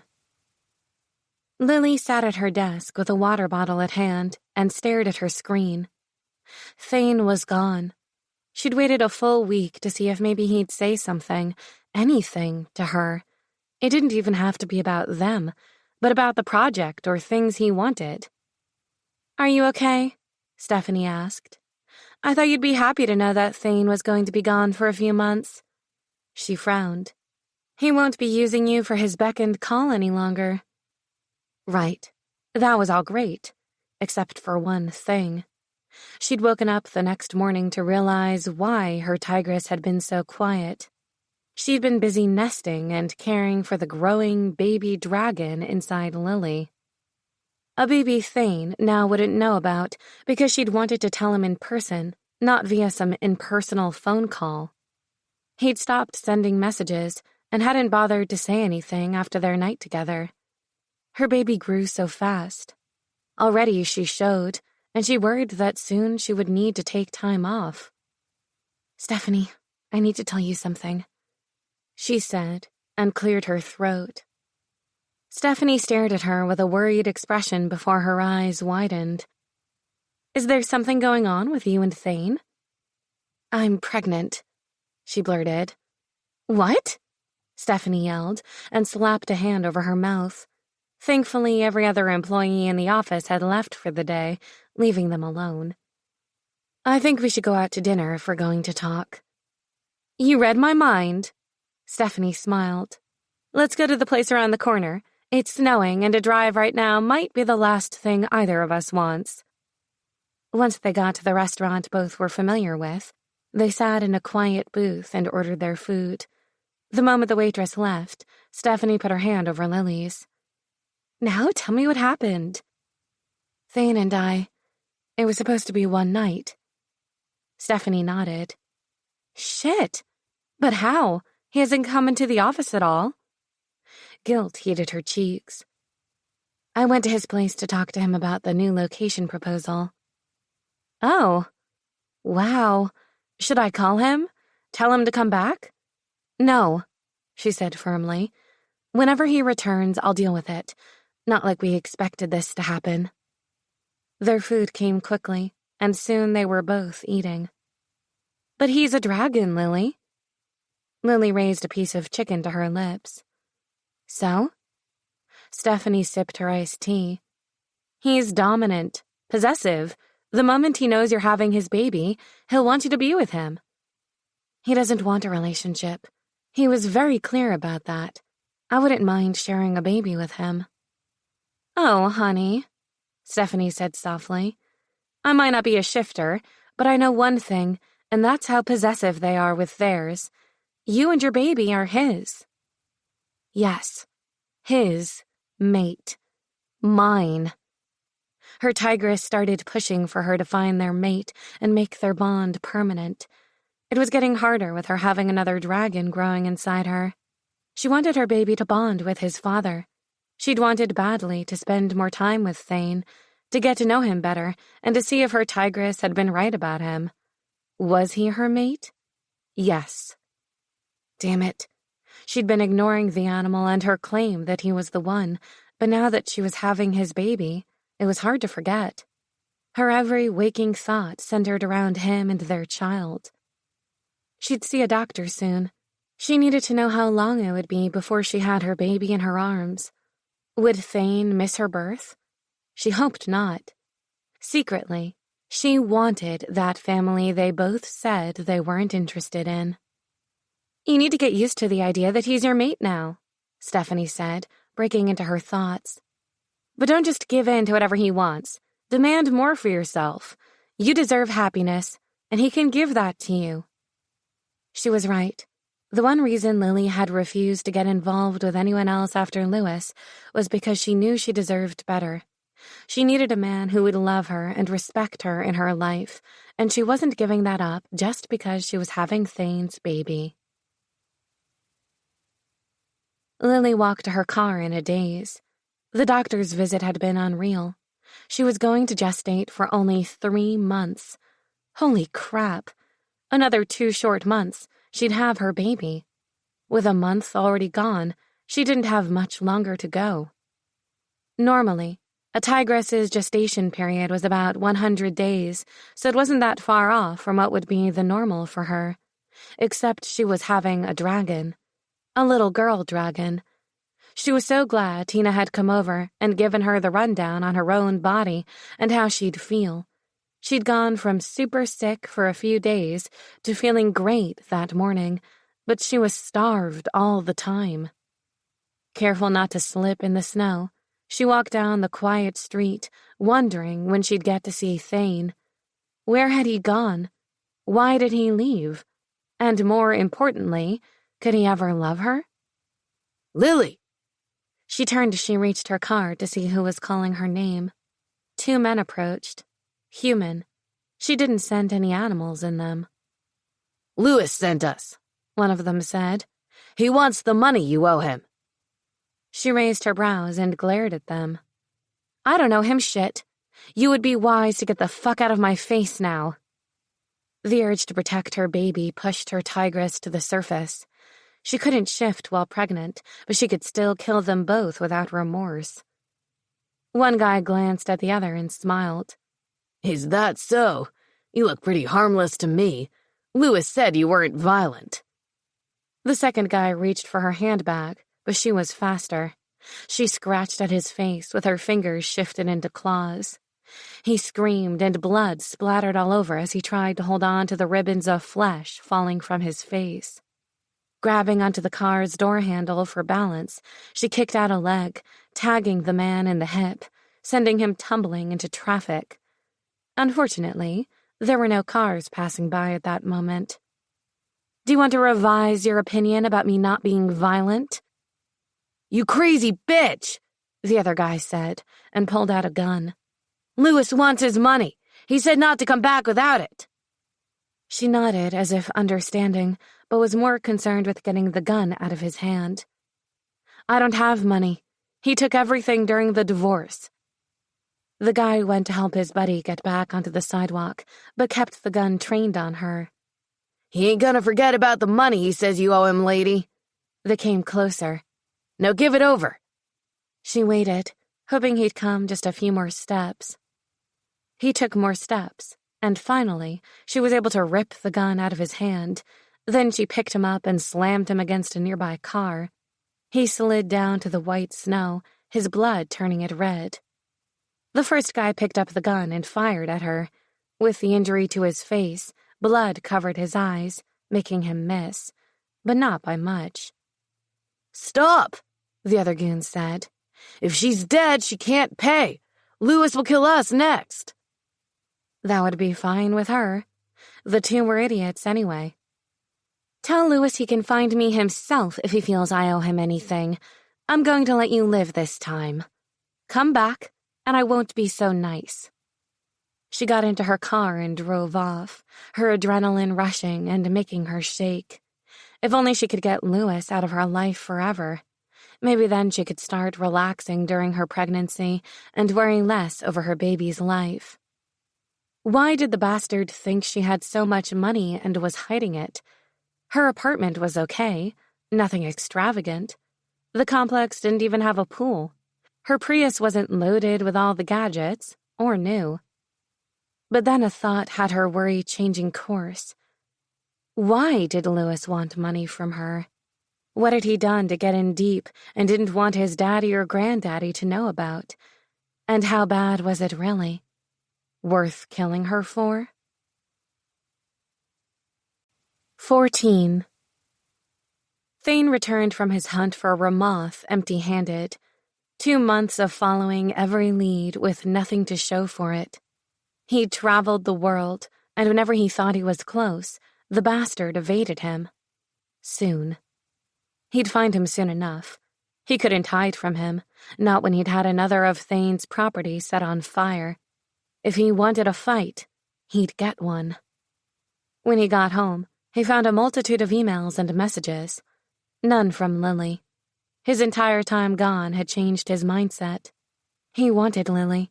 He could see himself spending more time with her. An urgent message from Royce Knight caught his attention.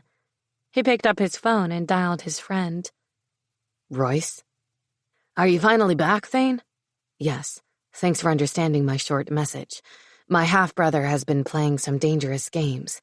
I need to stop him. Royce sighed. I understand. I hate to put more on your plate, but there's something you need to do. What's that? He frowned. Visit Lily. Why? I have no messages from her.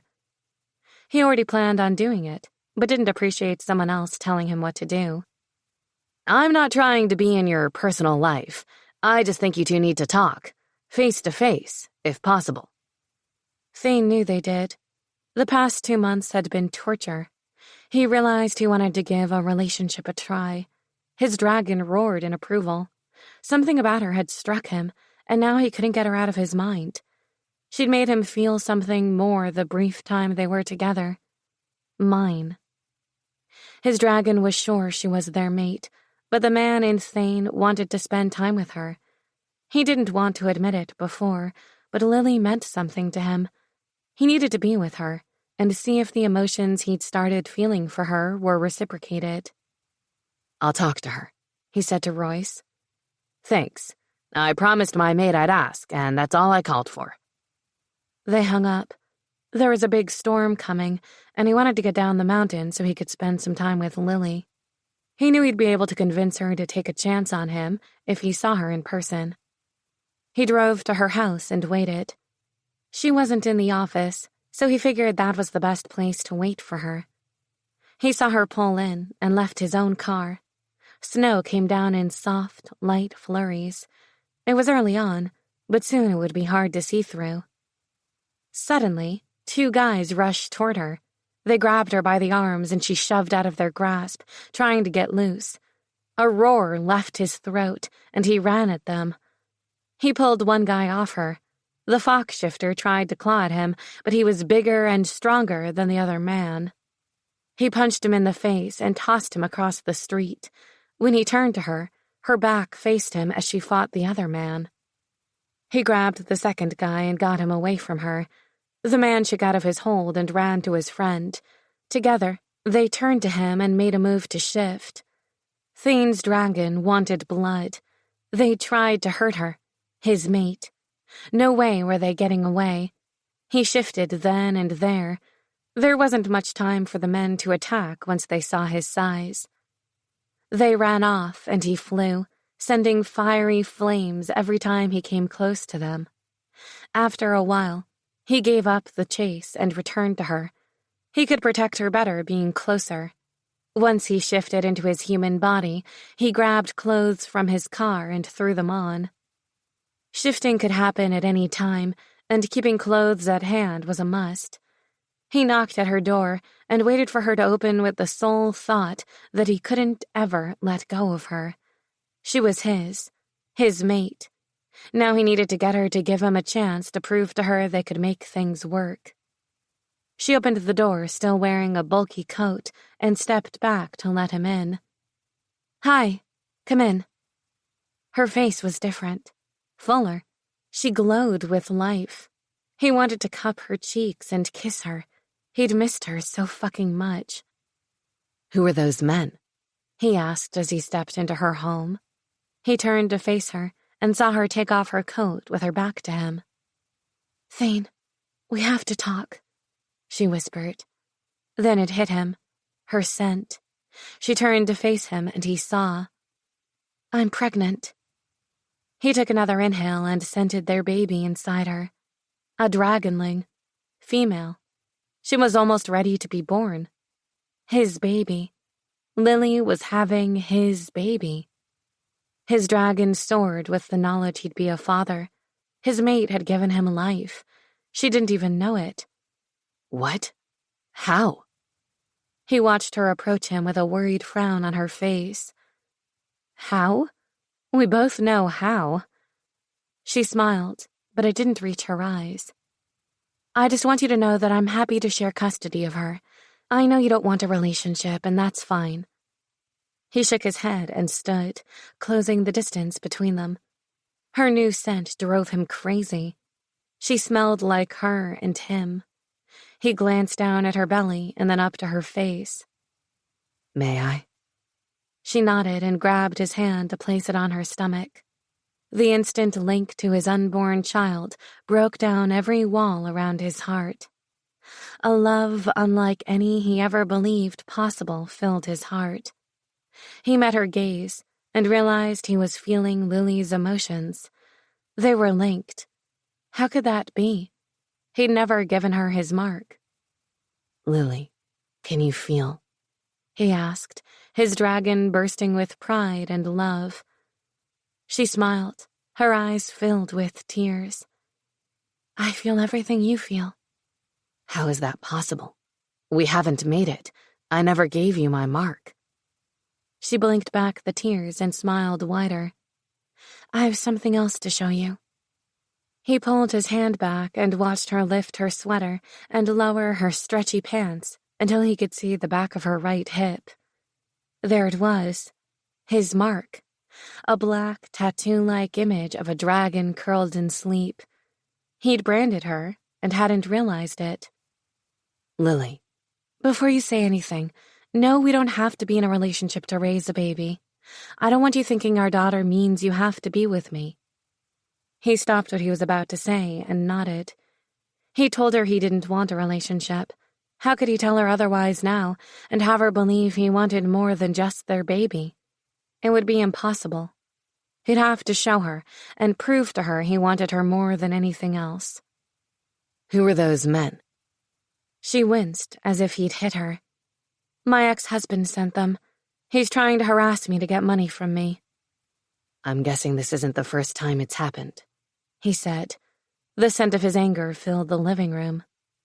No, he's been the worst experience of my life, and I wish I could erase him and his family from my past. She sighed. She wouldn't let him harass her any longer. She was done playing nice. This time he'd sent shifters, and had Thane not been there, she would have had to deal with them on her own. The thought scared her. Anything could happen to her baby. She could be hurt. He grabbed her hands and led her to the sofa. There, he sat down and turned to face her, still holding her hand. You don't have to deal with this alone anymore, love. He held her gaze with his concerned one. I won't let anything happen to you or our baby. Thane, you don't have to. He shook his head. I want to. I came here tonight to tell you I missed you. I want to spend more time with you. As much as I love the fact we're having a baby, this doesn't change how I feel. I still want to be with you and get to know you better. She stared at him for a quiet moment before nodding. Okay. He pulled her into his arms and gave her the kiss he'd been thinking about for 2 fucking months. I've missed you so goddamned much, Lily. 15. Lily let herself drown in Thane's kiss. She'd missed his touch and the way he caressed her face as he kissed her so softly. He wasn't promising her a relationship he didn't want, nor was he trying to make her be with him. That wouldn't take much, since she wouldn't be forced. For the past 2 months, with every day that passed, she realized how her feelings continued to grow for him. It wasn't healthy. She needed to get to know him more, but her heart was positive he was the man for her. So was her cat. He pressed his body closer, and the kiss grew in intensity. She moaned into their tangled tongues. His hand curved around her extended waist, and suddenly a kick pulled them both out of their sensual haze. She blinked and gazed down at the spot he had his hand to the side of her belly. Did she just kick? The wonder in his voice brought a smile to her face. Yes. What does that mean? He asked, panic rising with each word. Is she okay? She giggled at the worry in his tone. She's fine. She just wants you to know she's awake. She met his gaze and saw so much love in his eyes it made her heart flip. He'd be a good dad. She knew it. What that meant for them? That was another story. You look exhausted, he said. Let me make you something to eat. Why don't you get comfortable? I have some things I need to tell you. She nodded and stood, leaving him to make himself at home in her kitchen. She'd been eating like the world was ending, so food was always good. Her cat rubbed under her skin, happy to have her mate back. She told Lily she'd known he'd come for her, but Lily ignored her. After she took the longest shower known to man, she sat on her bed and tried to think of what to do. It was a long while of internal debating. He'd probably think she fell asleep if she didn't go out there soon. She wanted Thane, but he'd been specific with her at his cabin. He wanted no relationship. Could he have changed his mind now, after all this time, or was this just because of her pregnancy? She needed time to see where things went. She didn't care that her tigress was ready to bite him and move into his cabin. The human side of Lily needed love and reassurance that this was something he wanted for himself, not out of duty.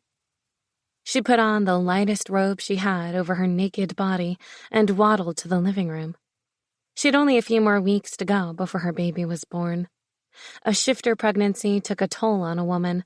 Everything most humans experienced in 9 months, she did in 3. It was like being pregnant on fast forward. He turned on the TV, and the scent of soup made her mouth water. Thane? He came out of the kitchen with a glass of iced tea in his hand. Come on, I put a movie on for you. Why don't you lie down on the sofa so you can rest your feet? I bet they're tired. They were tired, but she hadn't expected him to be so accommodating. It was freaking her out a little. She followed him to the sofa, where she sat and put her feet up in the ottoman in front of her. He covered her with a throw and put her glass of iced tea on the table next to her. I'll be right back. I was going to make something, but it would take time. I figured you might be hungry now. She laughed. You figured right. Good. I know a great restaurant nearby that has amazing soup. I'm just heating it up because it's really cold out, and on the drive here it cooled off. She nodded and picked up the television control to raise the movie volume. This was really fucking weird, but she'd go with it. She'd had a long day hammering out that contract for their new facility, and now all she wanted was to relax. She was dozing in her chair when he called her name softly. He placed a tray on her lap. There was a bowl of soup and warm rolls. This smells delicious. She picked up the spoon and sipped. Oh, it is so good. I'm glad you like it. With this weather, I figured something warm would go over well. She grinned. Most of the time I don't realize how cold it is with this very crazy body temperature of mine. He frowned and sat next to her. What do you mean? I've forgotten my coat at home twice with temperatures at freezing levels. She laughed at the way he widened his eyes in horror. Don't worry, I wasn't in any danger. I went in and out of my car quickly and didn't notice until I was ready to leave work and couldn't find my coat. The thing about being pregnant with not just a shifter baby, but a dragon, is that my body temperature is through the roof. I'm so hot most of the time, I'd happily walk around naked in the snow. I don't think that's healthy for you, is it? She giggled harder at his words. I'm sure it's not healthy to walk around naked in below freezing temperatures, but I'm not really going to do that. She finished her soup and rolls, and he took the tray from her lap to the kitchen. Then he came back to the sofa and proceeded to pull her legs over his so he could massage her feet. She wasn't saying shit about that. Any man willing to rub her very aching and swollen feet without being paid was welcome to do it. She leaned back into the cushion and sighed as he rubbed her feet. What do you want to tell me? She'd closed her eyes, but when he didn't reply, she opened them and met his gaze. Thane? I didn't leave because of us. My little brother hates me. She frowned. Everyone has family problems. Not like these. He sent someone to destroy one of my properties right before you came to my cabin. The morning you left, he'd once again sent his people to burn down another I tend to spend time at. She gasped. Oh my God, you weren't there. He shook his head. No, I spent more time at my mountain cabin this year than usual, so I wasn't there to stop them or fight them off. She grabbed his hand and brought it to her lap. Why does he want you dead? I'm the oldest. My father left me a lot of land, and I took some of his businesses and made them prosperous again. Even though he's the youngest, he wants to be in charge. She frowned and shook her head. I don't understand. How can he be in charge? Dragons have 1,000 years to mate and procreate. If I don't have a child by my 1,000th birthday, I'm going to die. She rubbed her belly and stared at him in horror. But you're having a baby. We're having a baby. He doesn't know that, so he believes if I die in the next 3 months, without a child being born, he can take everything of mine. Why in the next 3 months? The closer I get to my 1,000th birthday without a mate or a child, my dragon will weaken, and I'll be left powerless to fight him. He'll be able to kill me easily. She gasped. You have one seriously fucked up family. 16. Thane wished he could take back what he said about Ramoth, but it was the truth. He needed Lily to know why he hadn't been there for her. After what he did to my homes, I had to search for him. Did you find him? She asked, her brows raised. He hated having to kill her hope. No, he's been one step ahead, wanting for me to chase him, probably trying to let time go by before he shows his face. But you won't be weaker in 3 months, she said, and gave him a bright smile. You'll still be able to kick his ass. He chuckled at her bloodthirst. A bit aggressive, are we? She laughed. Meh, I barely get any sleep and I'm ready to pop. Aggressive is my middle name. If you had a choice to live here in the city or up in the mountain where I am, where would you choose? She pursed her lips and furrowed her brows. If money was no object, the mountains. It calls to my animal, and I think the baby would love the area. Being a dragon, she's going to need the open space to shift and grow. He nodded. I'm glad we're on the same page. Now don't go moving my stuff into your house. I said I'd see where we go. I'm not going to pick up and move just because you find it convenient, she said. I would never make that kind of assumption, love. It's your decision where you want to live. He grinned. It's my job to make sure I make myself irresistible to you. That way, you will never want to be away from me. She gave a loud giggle. You're too much. Just give me a chance, Lily. A chance to show you we can work, that this is the right thing for us. She sighed. I can give you a chance. He rubbed her small but swollen feet and watched the light of her animal glow in her eyes. The scent of her arousal made him hungry for her. He slid out from under her feet and picked her up in his arms. Where are we going? He kissed her lips. Bed. You need rest. She closed her eyes and leaned her head on his shoulder. She was clearly tired, but he wanted to bury his face between her legs and make her come. At her bed, he lay her in the middle, and her robe slipped open. He didn't bother lying to her about his intentions. I want you. I want to taste your cream on my tongue. Now. She licked her lips and shoved a pillow under her head. He pulled at the tie on her robe and opened it fully. Fuck, she was beautiful. Her skin glowed with health, and her breasts had gotten larger than before. The soft mound of her belly didn't take away from her beautiful curves. No, it added to them. She was full with his baby, and he found that sexy as fuck. The knowledge made him hard as a rock. Thane, are you sure? He saw the insecurity in her eyes. You're fucking gorgeous, Lily. His words seemed to appease her because she didn't stop him when he pushed her thighs open to expose her sex. She was wet and pink, and he couldn't stop from dipping a finger into her. She moaned and rocked her hips, lifting her ass off the bed, looking for deeper penetration. Do you want me? Her bright golden eyes pinned him to the spot. Yes, I want you inside me. She cupped her own breasts and pulled at her nipples. Soft moans came from her every time she did. Tell me what you want, beautiful. He growled. Your tongue. My clit, right now, she said without hesitation. He lowered his head and inhaled hard. Her scent was his undoing. She was hot and sweet, and he could live with his face buried in her pussy. He licked the inside of her thigh, and she trembled. He curled his arms around her legs and pushed them open farther. The view was prettier than any other he'd ever seen. You're so fucking pink and soft. He flattened his tongue on her center and slid it up to her clit. Oh, God! Honey seeped from her channel. He drank her in, her taste, her scent. Thrusting his tongue into her sex, he drove in and out of her, pressing his nose to her clit and flicking his tongue faster and faster.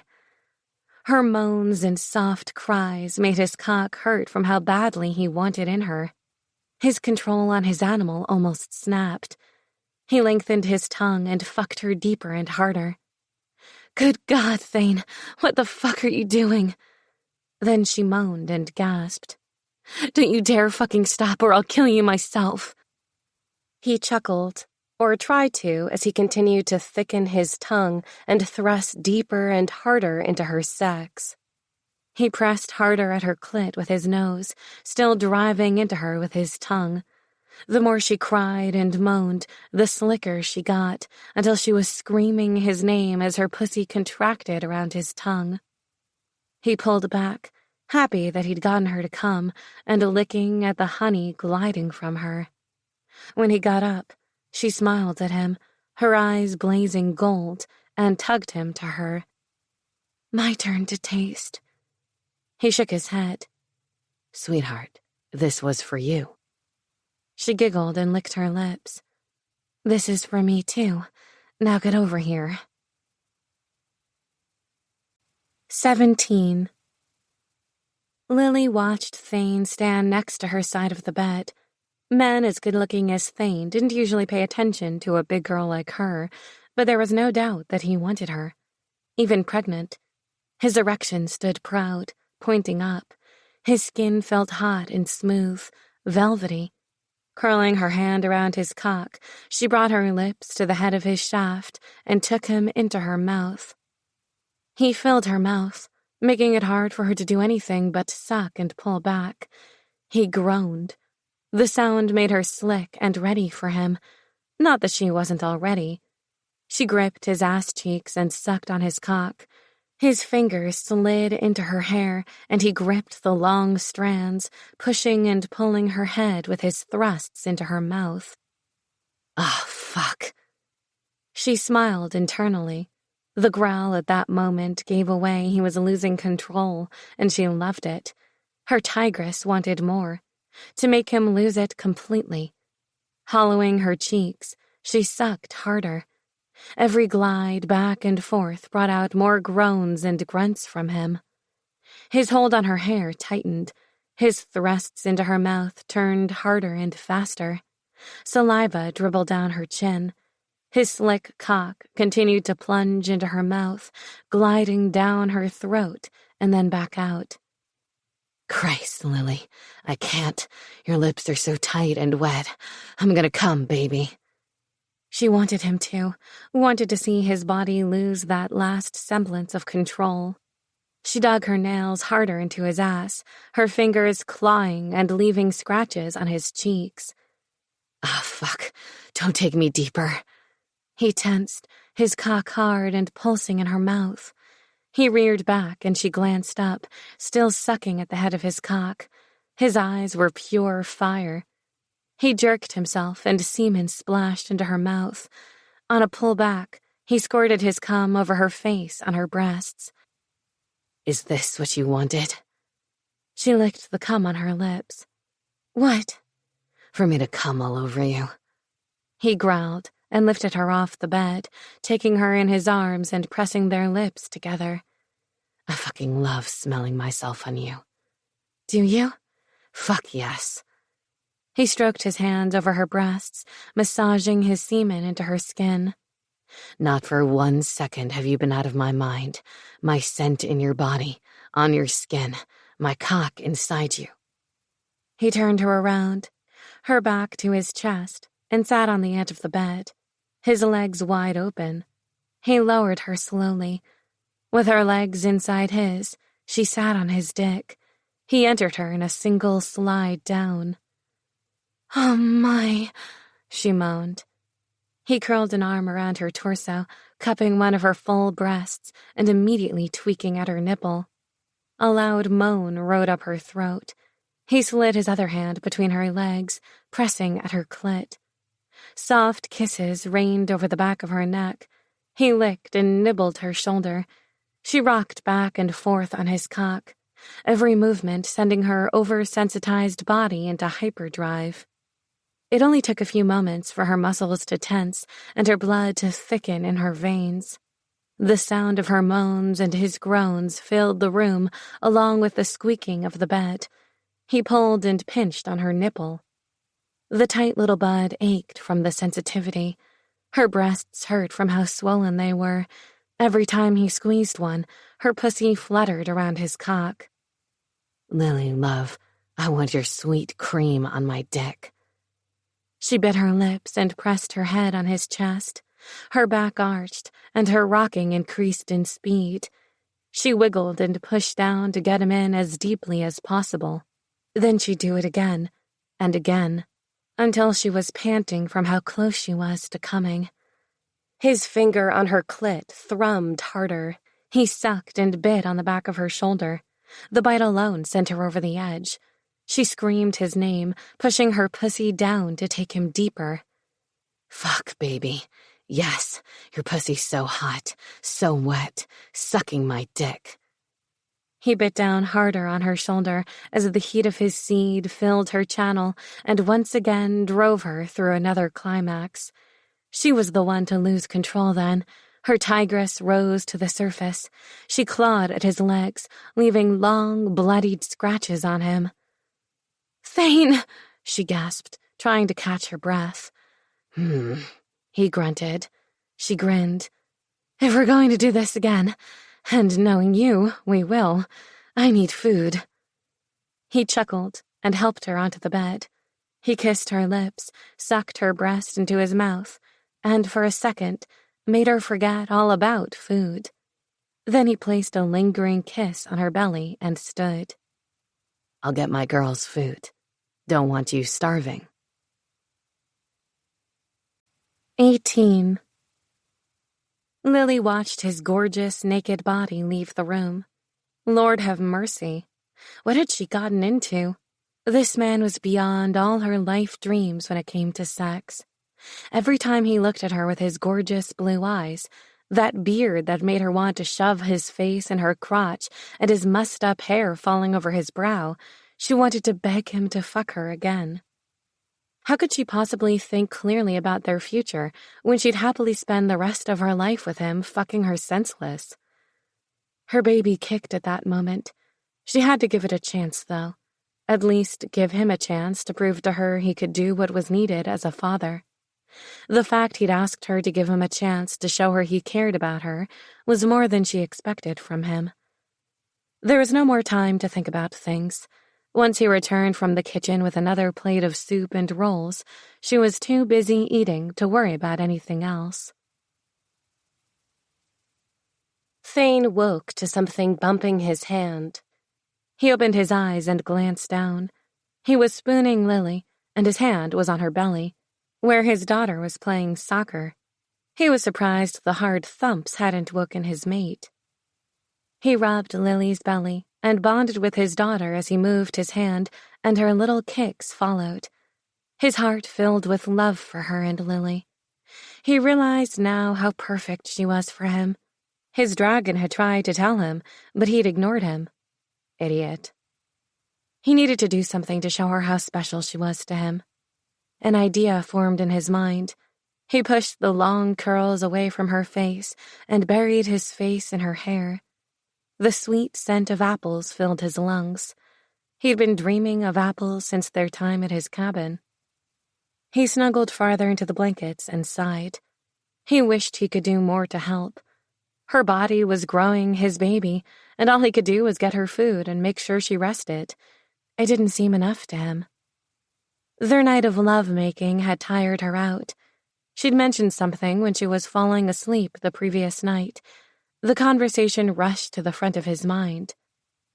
"I didn't think you'd find me attractive," she whispered into the darkened room. "Why would you think that? You're beautiful," he said, and cuddled her closer into his side, her head on his chest. "I'm so big. I was already big before, but now I'm huge," she said softly. He turned his face and cupped her chin, forcing her to glance up at him. Their kind could see just as well in the dark as in the light. He stared deeply into her eyes. "You're gorgeous. I've thought that since the first moment I saw you." She pressed a kiss to his beard. "I know, but how attractive can having a huge belly be?" He brought her hand to his lips and then placed it on her breast. "Your breasts are bigger. They're sensitive and make me fucking hard." He moved her hand down to her pussy. "You're still just as hot and tight down there, and you like having me inside you. That's more than I could ask for." He then placed his own hand on her belly. "But this, you carrying my baby, the knowledge that I made you this way makes me so fucking hard I hurt." He kissed her and slid her hand to his hard cock. "I want you now. I will always want you. No matter how big you get or how old you get, no matter the changes in your body or physical appearance, you're always going to make me want to fuck you into next week." "Really?" she asked with surprise. "Yes, and the more I see you like this, pregnant and big with a little bit of me inside you, the more I want to keep you like this." He growled. "I've never wanted to make a woman mine like I do you. I've never wanted to see her body grow and know the life she carries is because of me." She grinned. "There's some Neanderthal in you after all." "A lot more than you realize, sweetheart. I come from a time where getting your woman pregnant was an accomplishment, and I fully believe that.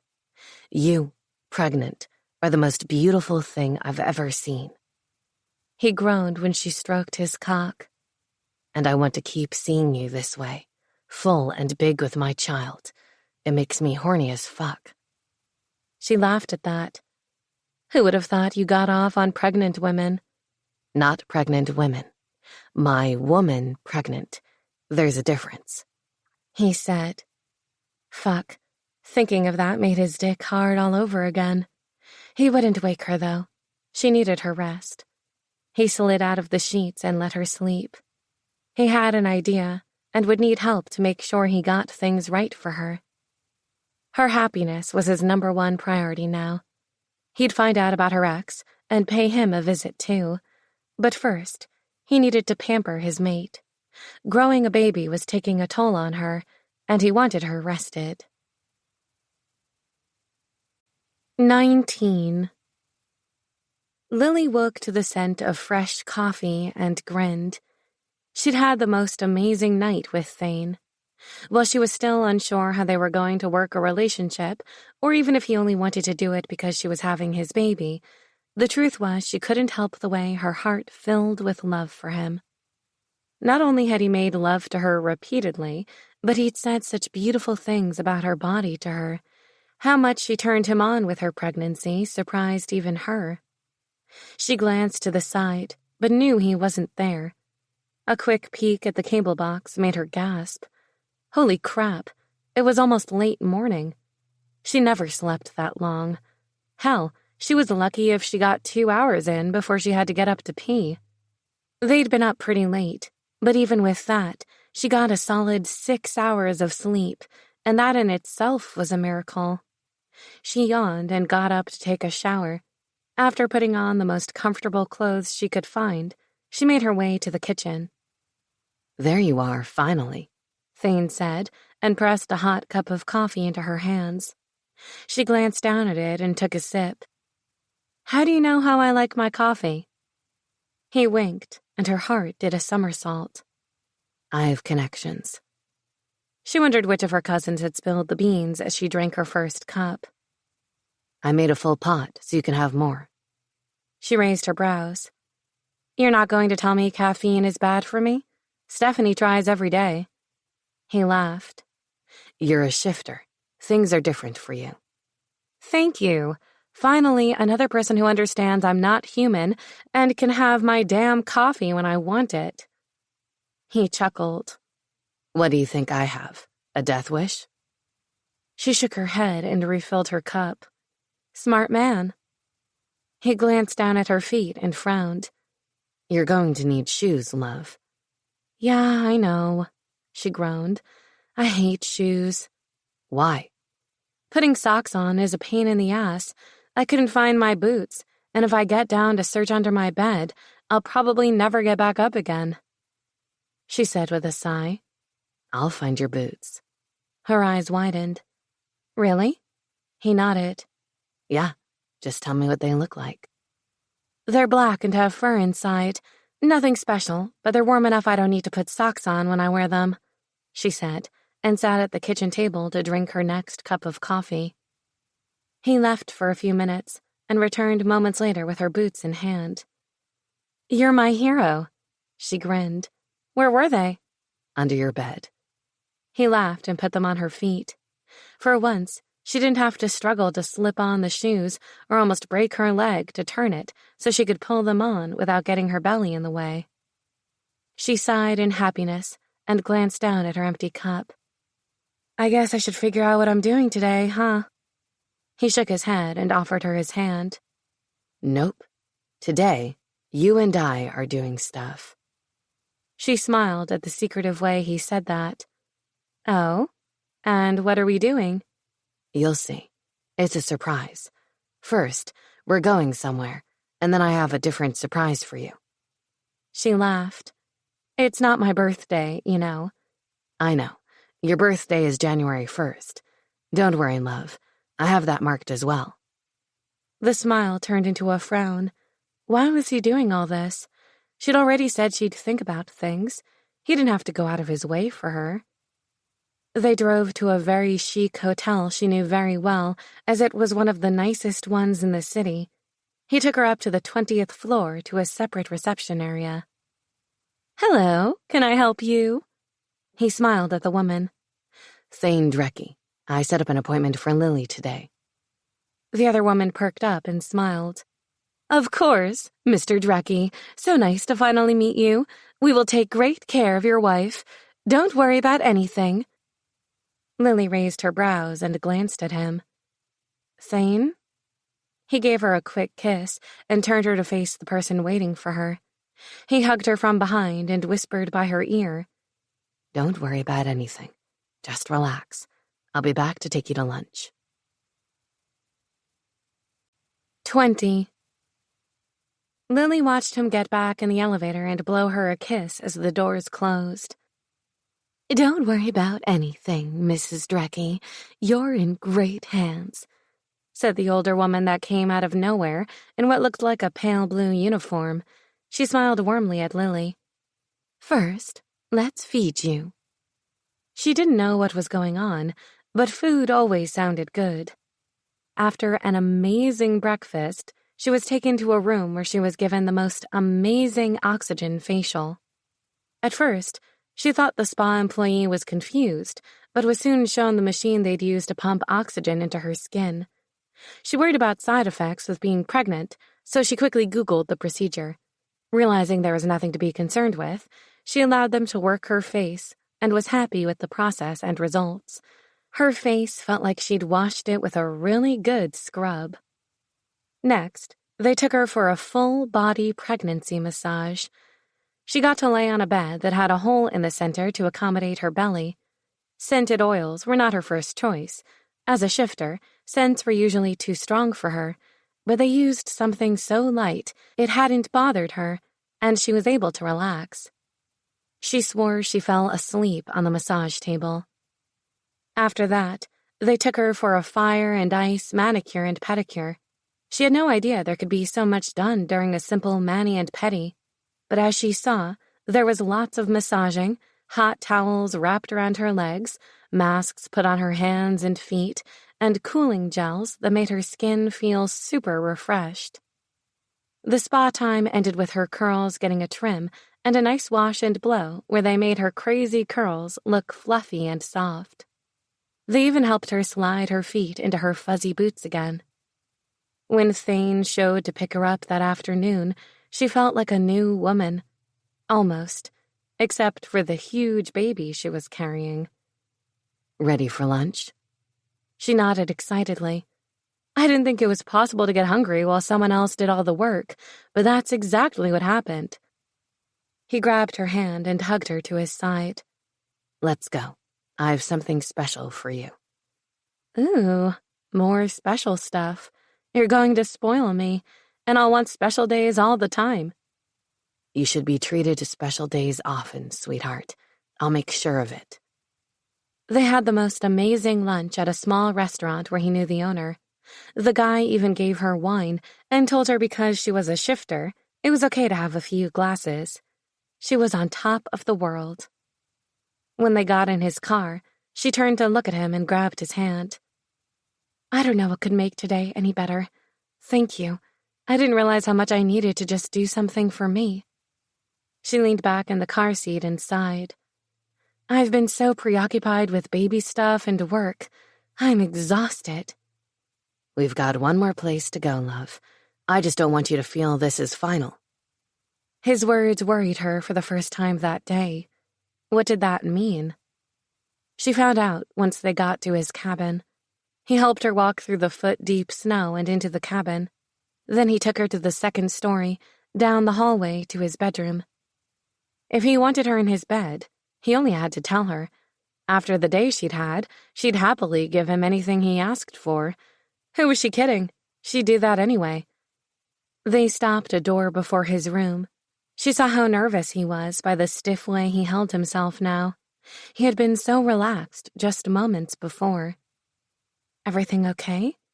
Yes, sweetheart. I just want you to know that whatever I do, I'm doing because I care. Didn't people say that when they did something to piss off someone? He opened the door and air rushed out of her lungs. Her jaw worked, but words didn't come out of her mouth. Slowly, she walked into the giant suite and glanced around in awe.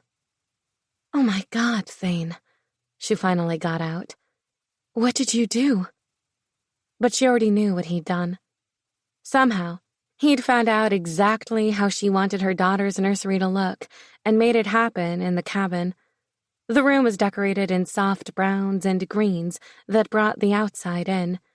Dark wood furniture had been placed throughout the room, the colors blending with those of the natural wood in the cabin.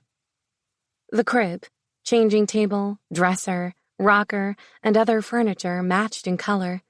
There were stuffed animals of all kinds around the room, and a mural of a flying dragon carrying a little girl on its back, painted on the single sheetrock wall that gave way to the bathroom. He must have had that wall put in, because she knew the rest of the cabin was all natural wood. The cabin itself had been built forever ago. Everything a child could need was in that room.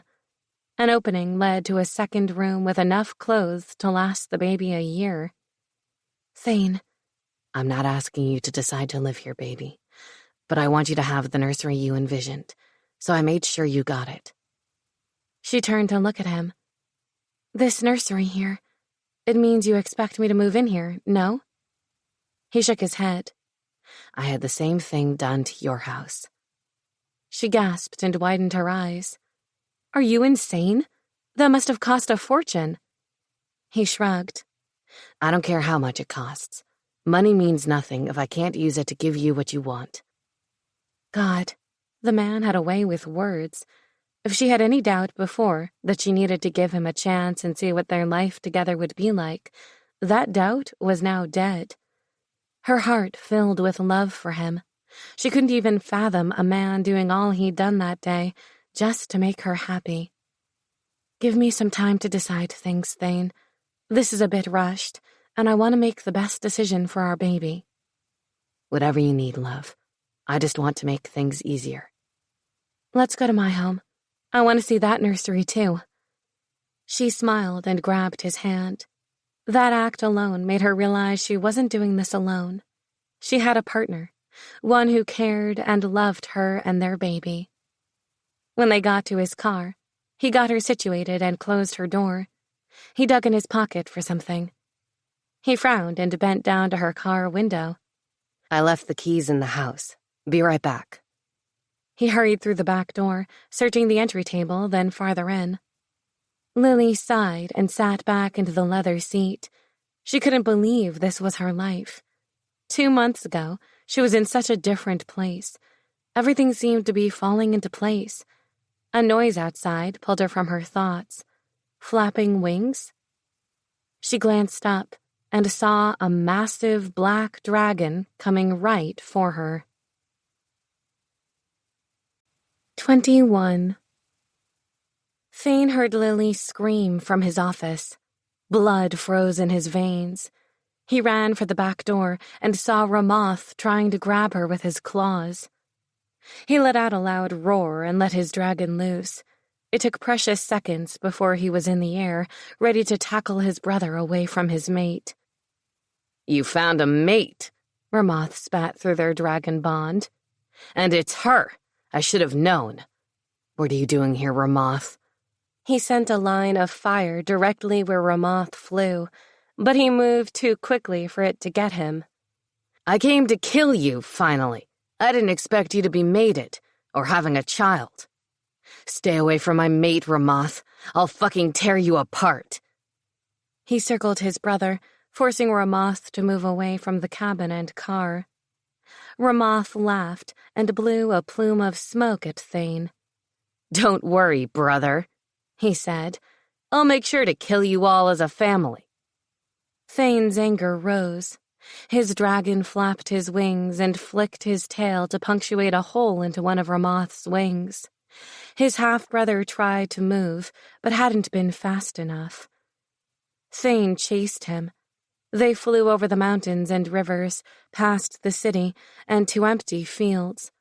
Ramoth turned, directing another bellow of fire at Thane. Thane pulled back, but quickly increased speed once the fire dissipated to slam his tail into Ramoth's side. He flew after Ramoth, following him between large trees and sending another fire cloud at him, catching Ramoth's tail. Ramoth roared and dove, turning to shoot upward toward Thane. Thane skidded between trees, did a U-turn, and slammed the side of his body into Ramoth's wing. Another hole tore through it. Ramoth took off, and Thane chased. They raced to the area of Thane's cabin. I'm going to kill your mate and your offspring, Ramoth taunted. It's my time to rule. Ramoth blew a cloud of fire at Thane's cabin, but only managed to get the car his mate was in. It lit up, burning so fast, Thane's heart almost exploded out of his chest. Lily! He shifted so quickly, he fell the last 10 feet to the ground in human form. Lily! The car detonated, throwing his body back into the snow. The back door opened, and his mate stuck her head out. "Thane!" she yelled as she ran out to him. She gasped when seeing him. He looked down and saw deep burns in his skin he didn't feel in his anguish over what he believed happened to her. When he glanced up at her running to him, his brother was flying directly behind her, diving at increasing speed, mouth gaping wide. Lily! He lunged to his feet, tackling Lily to the ground, careful of her large stomach. Fire skated over his back. Thane noticed how low Ramoth came in his plunge. Mistake for his brother. Thane borrowed strength from his dragon and launched into the air, sending a punch into the midsection of the passing creature. Ramoth spiraled out of control and crashed into the trees. Thane snatched up his mate and headed for a small metal building well hidden in a snowdrift. "Thane," Lily puffed. "Where are we going? Who was that?" I'll explain shortly.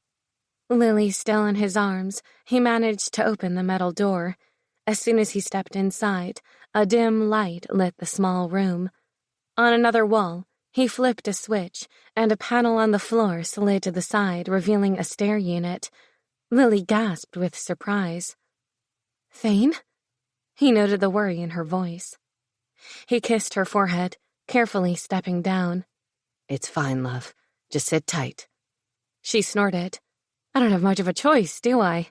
she said, held snugly in his hold. He had to grin at her strength when he knew she was scared to death. She was perfect for him. A roar came from outside the shed.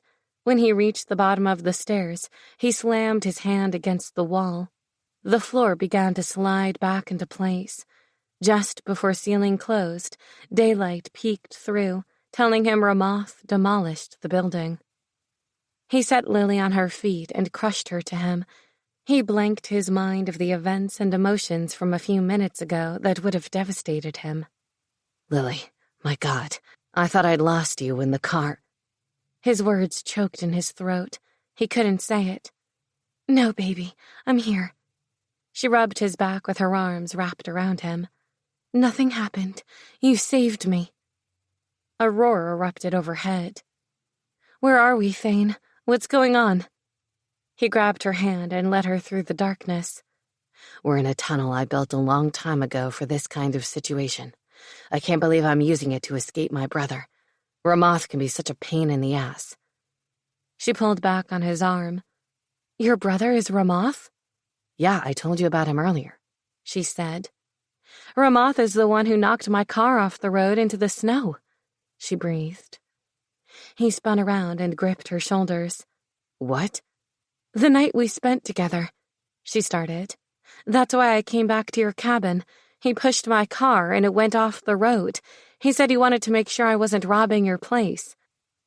Fuck. Thane mushed her against him again.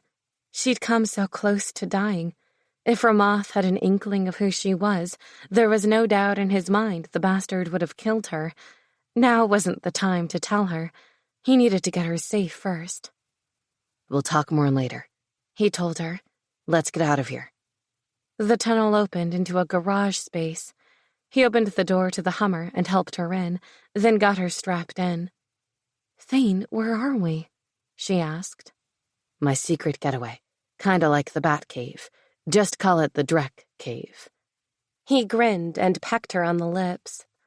He pushed the garage door opener and slowly, the outside, snowy landscape came into view. Now the question became, where could he go where his mate would be safe? 22. Lily looked around the area and knocked on the door to a small, modest home. She hoped this was the right decision. But the man did say if she ever needed any help. Thane parked the Hummer inside a parking garage to hide their whereabouts, and they hurried into Patricia's, not for food, but an address. Having clout like Thane had made getting information a lot easier. Not to mention the women drooling over him while giving him whatever he asked for. Lily wasn't sure she'd ever get used to that. He was hers. The door to the home opened to a surprised face. "Miss Cruz?" "Hi, Vinny," she said. He stood staring at her, mouth open. Vinny, can we come in?" He snapped out of his stupor and stepped back. "Mamma mia." He slapped his hand on his forehead. "Per favore, scusami. Please, come in, come in."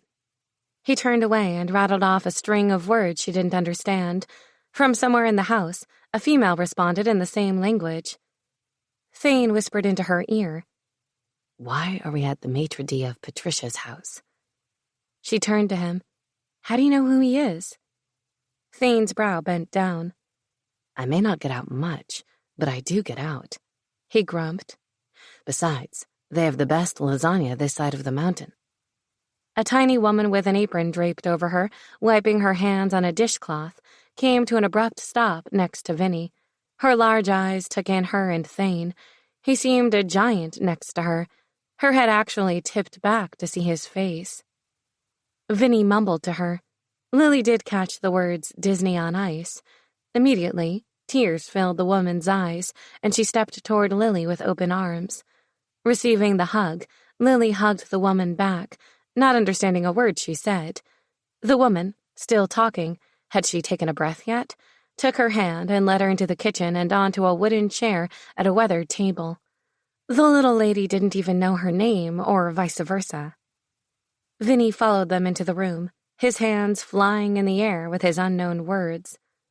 His wife turned to him and threw her hands in the air, almost in exact motions. Lily finally realized they were arguing in Italian. They were so cute. Thane smiled. She leaned into him. "Do you know what they're saying?" she asked him. "She's saying someone in your condition shouldn't be standing, and he's saying she's not treating you with respect, being too informal," he informed. "Miss Cruz, Mr. Drecke," Vinny said, getting her attention. "This is my wife, Carlotta." He bowed his head slightly. "We are honored to have you in our humble home." Lily looked at Thane, then back to Vinny. "You know him?" she asked. "Si, signorina." Vinny winked at Thane. "Mr. Drecke is a good tipper." Both men laughed. Of course, Lily believed that. Thane was a great guy all around. Carlotta set a plate of hummus and celery in front of Lily, along with a glass of water. It wasn't meat, but she wasn't complaining. She'd take any food offered. "Mr. Drecke," Vinny said, "may I inquire why you were here? Can I help you in some way?" Thane glanced at her. She gave him a nod. It was fine with her to tell Vin the truth of their situation. Thane spent the next few minutes speaking Italian. Thane even told Vin about Lewis's men bothering her. She thought Carlotta was going to pass out. The little woman plopped into a chair and waved her dish towel in front of her face. Vinny pulled out a bottle of wine and 3 glasses. He poured each half full and handed one to Thane, one to his wife. He sat at the table with the 3rd glass in hand. "Mr. Drecke, Carlotta and I will do all we can to keep Miss Cruz safe. We give our lives for her." Lily wanted to argue with that. Nobody was dying. If she put their lives in danger by being here, then she would leave. She was about to voice that when Vinny cleared his throat. "Mr. Drecke, I tell you this because I respect you and know you a good man. I know the Lewis you speak of. He come to restaurant many times with others. He is not nice to waiters. They tell me things the men talk about. Killing, stealing, bad things." Lily caught Thane's concerned glance. What had Vinny learned that he was about to reveal? 2 days ago, several men talk in restaurant cucina about a drago." Lily startled. Does that mean dragon? The men were talking about dragons? Her heart raced. What did Lewis have to do with Thane? "Si, signorina," Vin said. "I not understand at the time, but a new man I never see before was at restaurant with Lewis and other Danatellis." "Wait," Thane said. He turned to Lily. "Lewis is a Danatelli?" "Yes," she said. "Does that make a difference?" Thane sighed. "It makes a huge difference." He stood and kissed her forehead. "Stay here, baby. I'll be back shortly." With that, he walked out the front door and down the sidewalk. Lily sipped her water, trying to think of some way to ease the awkward silence. She remembered what Vin was telling them before Thane got up. "Vinny," Lily said, "what did that new person with Lewis look like?" Vinny went on to describe Ramoth to a T. That would explain Ramoth's presence in the area. He was plotting with her ex. But what were they after? It had to be money. Lewis wanted $250,000 from her. A knock came from the front door, and the 3 looked at each other. Was it Thane coming back? Vinny stood. "I see who at door. Stay here." Perhaps she was becoming paranoid, but she had a bad feeling in her stomach. She heard the door open. Her shifter hearing picked up the voice, but again, they spoke a language she didn't know. Suddenly, Carlotta grabbed her hand and dragged her out of the chair and into the hall. The tiny woman was stronger than Lily thought possible. They dashed into a bathroom, and Carlotta shoved her into a linen closet. She was about to complain when a gunshot rang in the house. Fear tore through her. Next she knew, a hail of bullets flooded the house. The sound of window glass shattering, wood being ripped through, ceramics falling and crashing to the floor. Lily covered her ears and crouched against the back wall. What the hell was going on? Was this because of her and Thane coming to the house? Why else? Was she and her baby going to die? Her heart broke knowing Thane would never see his little girl. That would kill him as sure as any bullet. Then the gunfire stopped, leaving her ears ringing in the silence. What now? 23. Come out, wherever you are. At the sound of that bastard's voice, Lily held back the bile wanting to spew from her stomach. That son of a bitch destroyed Vinny and his wife's home just to get to her. She wished she had a weapon she could hurt him with. Toilet paper and spray cleaners weren't going to help much. Where are you, bitch? Lewis said from a distance. I know you're in this house. The dragon followed you down the mountain. So if you come out, I'll make sure your mate is killed quickly and not just skinned alive. She gasped and slapped a hand over her mouth. Did Lewis capture Thane? Could his pathetic men really catch a dragon? If they had Ramoth helping, it was very possible with a surprise attack. She was going to throw up. What should she do? All right, Lewis said somewhere in the house. If you aren't in my sight by the time I count to 3, the little old man and his little wife will suffer. You know I can make them suffer. God damn it. He had Vinny and Carlotta. 1. Maybe he's lying. Should she believe him or not? 2. She shoved the door open and ran out of the bathroom. I'm here, you prick. Don't you touch Vinny or his wife. She walked up the hall and into the main front room. The area looked like a battle zone. Glass, paper, and debris covered the entire floor.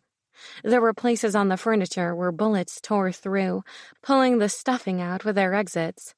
Broken drywall floated in the air, making her cough. Vinny and Carlotta stood against the wall, one of Lewis's goons holding a gun on them. She was so relieved, she decided to come out. Ah, there you are. The dragon was right, her ex said. I was beginning to doubt him for a moment. What dragon? She asked, playing stupid. You don't know any dragons. They wouldn't waste time on you. This stalling tactic would work. When she attacked his pride in the past, he went on the defensive, trying to convince her he was king. His eyes burned with anger. Then he relaxed his shoulders and smiled. Nice try, Lil. But I do know a dragon, and I'm even working with him. No need to prove myself to you anymore. She asked, Is it Ramoth? He's such a sad prick. Lowest of the lowest. He was taken aback, but tried to hide it. She knew him too well. He glanced down at her belly, a hateful look on his face. What did you do? Get some pathetic bastard to make you pregnant after all this time? Aren't you too fucking old for this shit? Or did you get one of those artificial donors instead? She'd never wanted to punch someone in the face like she did at that moment. Her feline wanted to protect her dragon baby, and if he gave her belly one more dirty look, she would shred his face to ribbons. What I do is none of your business. He came a step closer. It is when it involves my money. I don't owe you anything. He barked a hateful laugh. You'll owe me your whole life for doing you the favor of marrying your boring fat ass. I should be the one charging you for all the crap you and your mother put me through. You're lucky I didn't kill her. Trust me, I wanted to. He came at her full speed. Don't fucking talk about my mother, you worthless bitch! He didn't get much closer than a foot before he was grabbed from behind and tossed against a wall, leaving an imprint in the broken plaster. She watched the men who'd shown up with Lewis scatter. Thane stopped in front of her. Are you okay? Did he touch you?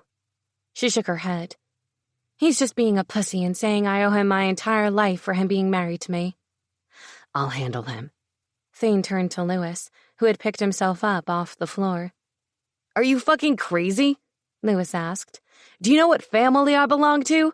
My grandfather is going to tear you apart, piece by piece. Thane nodded. I know what family you belong to, but I don't think you realize Lily isn't alone anymore. I'll do whatever I want with her. She owes me, Lewis roared.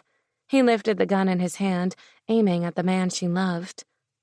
Using shifter speed, Thane tackled him, tearing the gun from his hand. He grabbed Lewis by his expensive suit and slammed him against a wall. Thane punched him repeatedly.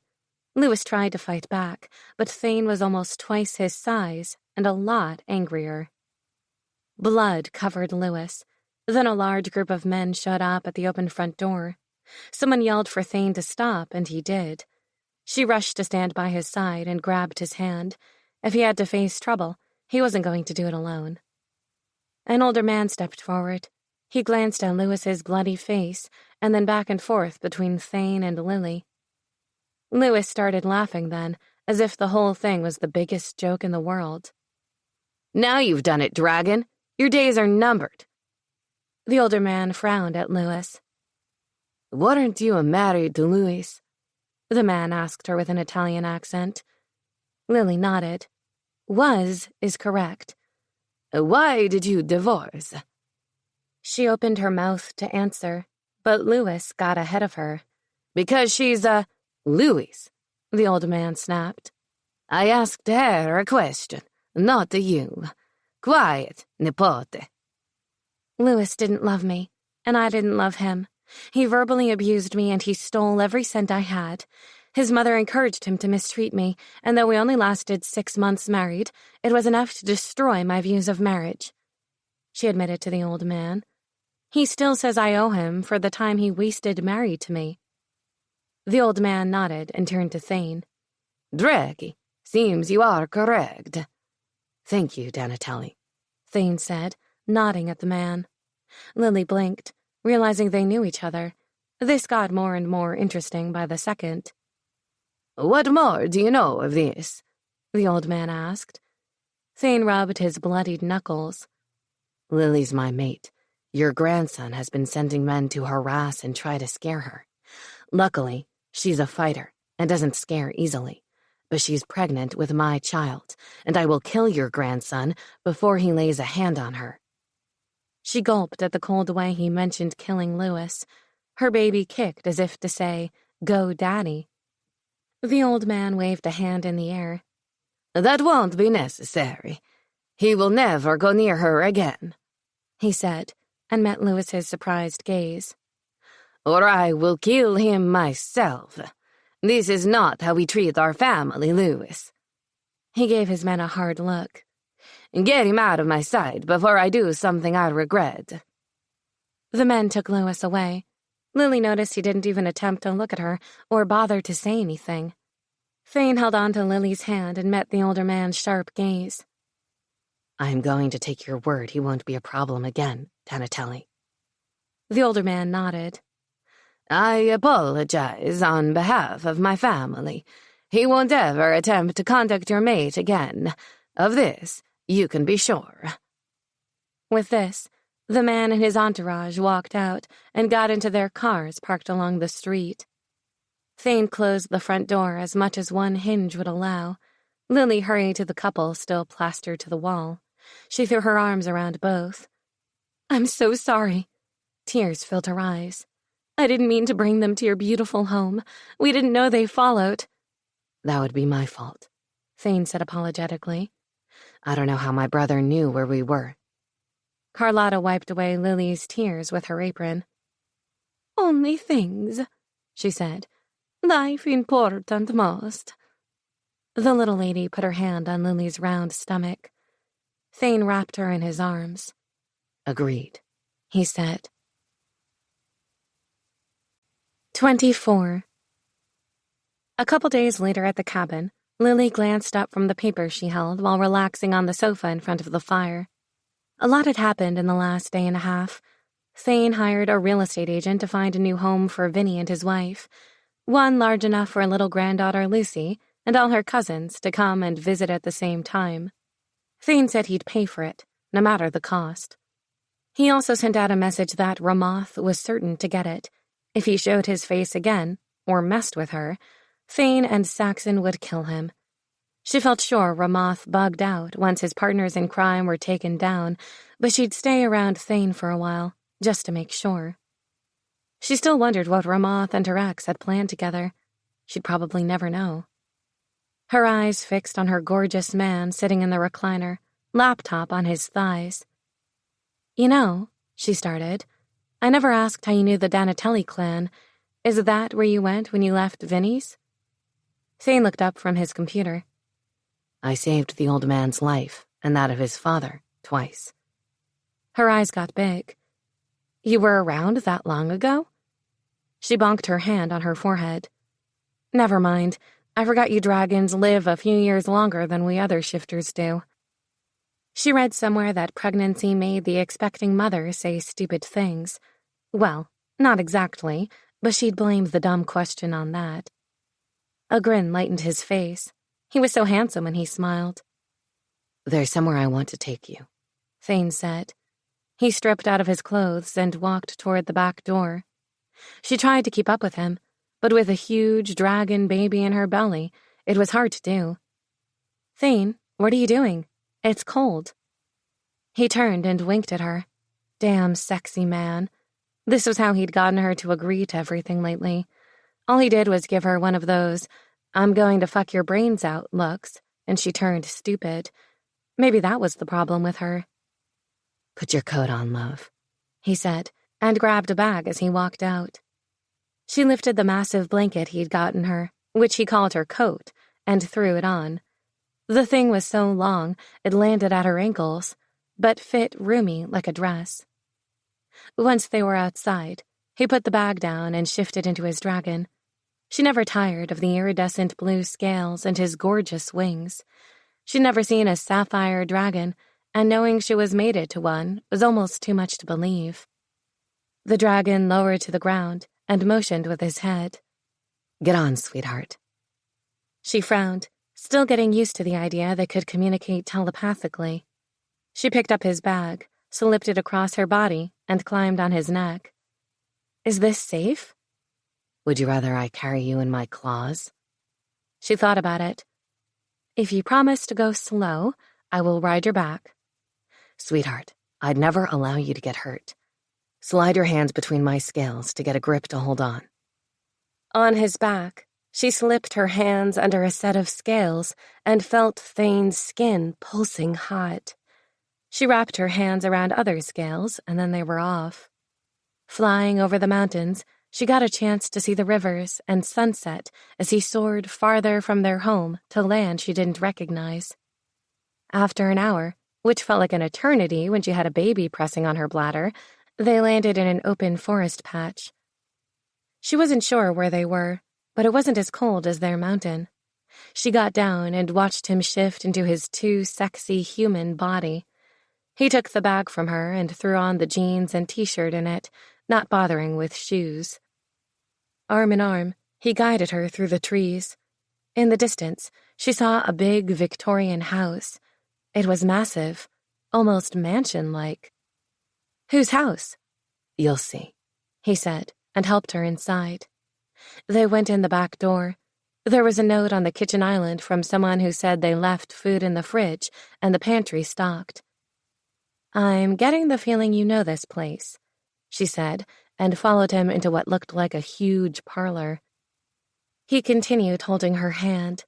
They stopped in front of a massive fireplace that could fit 10 people standing inside. He pointed up and she gasped. "This was my family home for a while. My parents, sister, brother, and I lived here when we came to America." He squeezed her hand. She glanced away from the huge family portrait to his stony face. "Father had it made to resemble our homes in Norway and England." She blinked. Shit, how many homes did he have? "Who's that?" she asked, seeing the smiling family. "My father and mother, sister and brother, Saxon." "Wow, you all look so much alike." When he didn't respond, she glanced at his face and saw him staring at the image of his sister. "I'm sorry about your sister. What was her name?" "Anna. She was the nicest girl, but she fell in love with a human and he mistreated her. She died of a broken heart." She hugged herself to his side and wished she could take the pain she felt drifting from him. That's horrible. For a man to do that to someone who loves him. He turned to face her, not really looking at her, more looking through her. "I would never do that to you." I treasure your love. I'd give my life for you. Lifting a hand to his heart, she smiled at him. I know. I trust you. Come with me. They walked through the first level of the house. She realized the place was a lot bigger than she anticipated. When he said left wing and right wing, she knew she would get lost without him. He took her through a solarium filled with plants and a marble fountain with baby angels in the center. It was kind of creepy. They reached a set of double doors that opened to a spiral staircase, and for a second, she hesitated going down. She wasn't afraid or anything. Okay, she'd seen enough movies to know there wasn't anything good in a basement. Thane, I don't know about this. 25. Lily's stomach flipped. He turned to face her and grinned. Trust me, love. Great. She was a sucker for love. He helped her down the stairs. At the bottom, they were inside what appeared to be a deep cave. He guided her down a long hallway until they reached another set of doors. Older metal doors. They cranked open with an eerie hiss. It took a second to realize the doors were a foot thick. Holy shit, what the hell did he keep in there? He flipped on a set of lights and she gasped. Oh my God!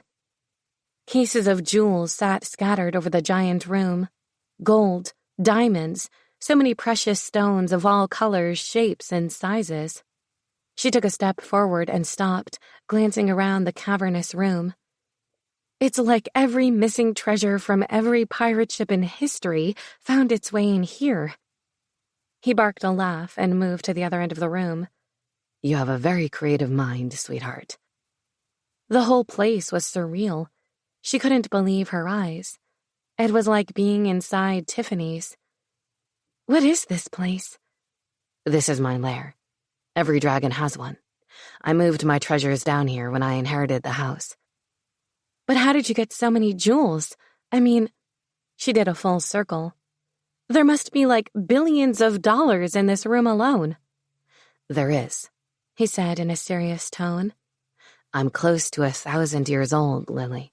I've had many jobs and got paid for a lot of them with jewels. He opened a giant safe in the far wall. Plus, I found a lot of things in my travels across the sea. She opened her eyes wide. Oh my God, were you a pirate? He shook his head, grabbed something from the safe, and closed the heavy metal door. No, nothing like that. I've just defended a lot of castles in my time and been repaid with jewelry and gold. She walked to one of the clear glass cases. There were earrings and necklaces made with every colored stone known to man. Lots of diamonds and gold. So much gold. Tell me this stuff is insured. Yes, but it was a lot more expensive to get insurance when I refused to take it all to a bank vault. He stopped in front of her and grabbed her hand. Why would I shove my treasure in a bank vault? The point is for me to enjoy looking at it. They heard a click behind them. And now it will be mine to enjoy spending. Lily and Thane turned toward the entrance. A naked Ramoth blocked the entry, a gun in his hand. Thane stepped in front of her, keeping her out of sight. She tried to look around him, but his hands kept her in place at his back. He was protecting her and their unborn child. She got it. She'd do her best to do the same. In fact, she'd start now by squeezing behind the case they stood next to. It leaned against the wall, the bottom pushed out several feet. She crawled to the other side to see where that put her in relation to Ramoth. Both men stood within sight. A gun? Thane said. Really, little brother? You come to fight a dragon with a human gadget? I thought you were smarter than that. Ramoth grunted. Stop your taunting already. I'm so sick of hearing you brag about how much better you are than everyone else, how much smarter, richer, good-looking you are. You're nothing but a pissant. Thane shrugged. I don't care what you or anyone else thinks. You know, Ramoth's eyes narrowed. Father loved me more than he did you or Saxon. You didn't love Father. He wanted me to be his heir. You don't deserve anything. He wanted me to hunt you down and take everything you have. Ramoth paused, a slow smile growing on his face. Including your maid and child. Thane bristled and stepped toward his brother. You touch anything that belongs to me, and I will kill you slowly. You cannot threaten my family and live. Your family, he slurred. How sweet. You were so close to letting yourself die. Why couldn't you have gone as easily as Anna did? Anna? That was Thane's sister who died from a broken heart. Or did she? Thane took another step. What do you mean by that, Ramoth? Nothing, he said nonchalantly. Only that humans are easily controlled, especially when given riches beyond their dreams. They'll do about anything, even leave a loved one behind. Holy shit. Did she hear correctly? Ramoth paid off Anna's husband to leave her. In essence, he killed her by doing that. Thane's hand started to shift into claws. Ramoth raised the gun and shot twice into her love's chest. Thane staggered back a step, but that was it. You know well enough that bullets don't stop us, Thane said, but he didn't advance on his sibling. Ramoth laughed. I do. That's why I shot you with poisonous slugs. One's loaded with enough toxins to take out a dragon. A big dragon. What? Lily couldn't stay in her hiding place any longer. Her mate had deadly chemicals flowing through his body that would kill him. She climbed to her feet. You son of a bitch! I will kill you myself! There you are, the dick said. Nice to see you again, my mate. Thane roared, then fell to his knees. The toxin was already working on him. She rushed to him, but Ramoth grabbed her arm. You're coming with me, love. We need to rid you of that child and put mine in you. Lily's tigress went crazy, but she couldn't shift, or the baby would be killed in the process. Ramoth dragged her through the entrance, then stopped and poked his head through the doorway. By the way, brother, thanks for leading me straight to your lair. I would have never found the entrance without you. He slammed the vault door closed. No! Lily fought his hold.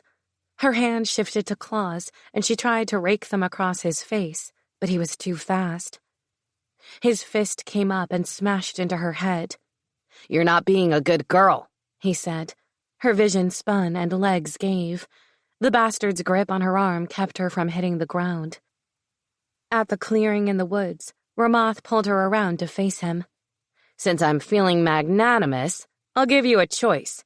Either climb onto my back after I shift, or I'll crunch your bones between my teeth in one bite.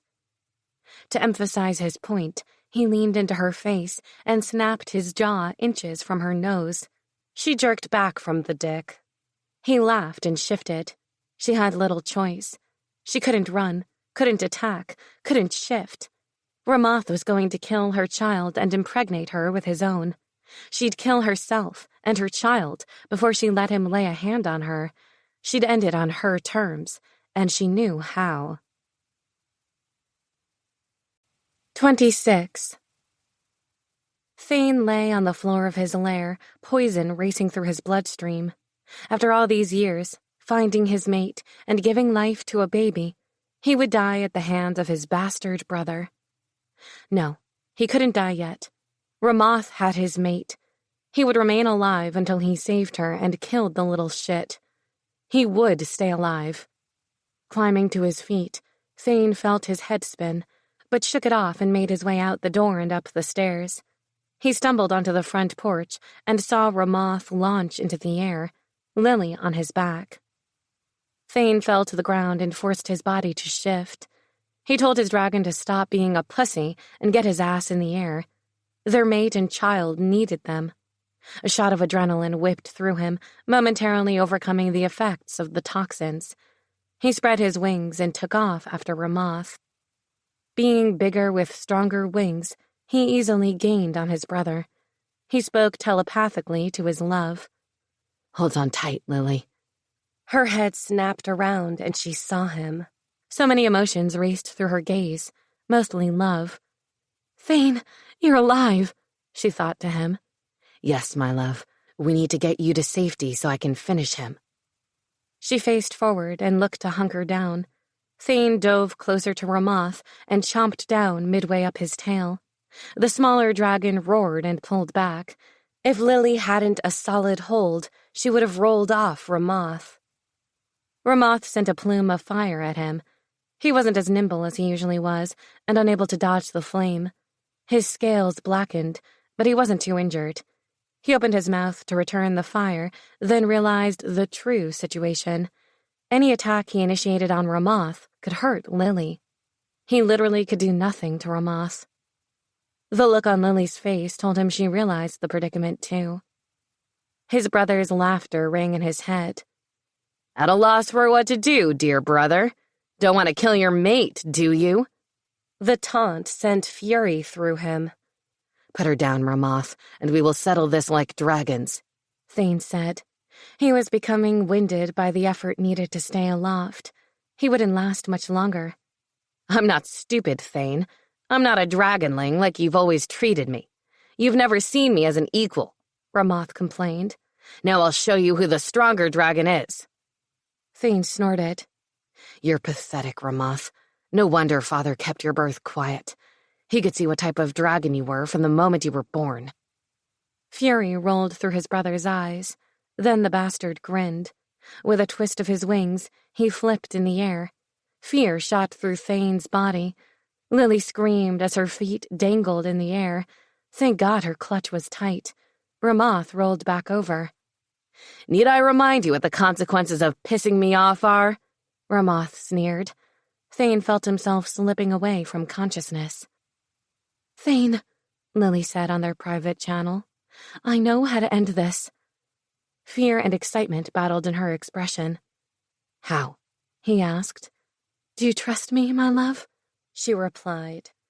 "Always." She grinned. "I love you, Thane. You will forever be my love." Thane did not like the sound of that. It seemed too much like a goodbye, but he trusted her. He thought of his love for the two lives in peril, and a burst of energy powered him. He was ready for whatever Lily had in mind. He gave her a nod. Next thing Thane knew, blood shot out of Ramoth's neck in large red spurts. Lily's tigress's claws ripped through the delicate skin under his brother's scales. Another fountain spewed from the other side of the dragon.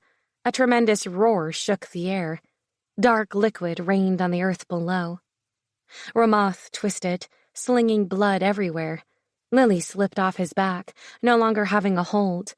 Her scream cut through the haziness slowly overtaking Thane. He dove for her falling body, his heart in his throat. As carefully as he could, he wrapped her in a claw. She was safe with him.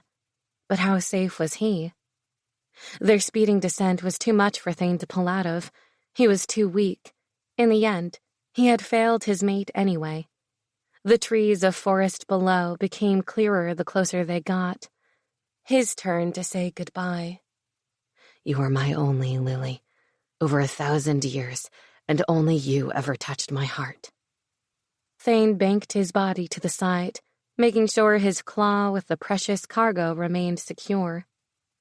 Trees scraped his body as his forward glide brushed the tops.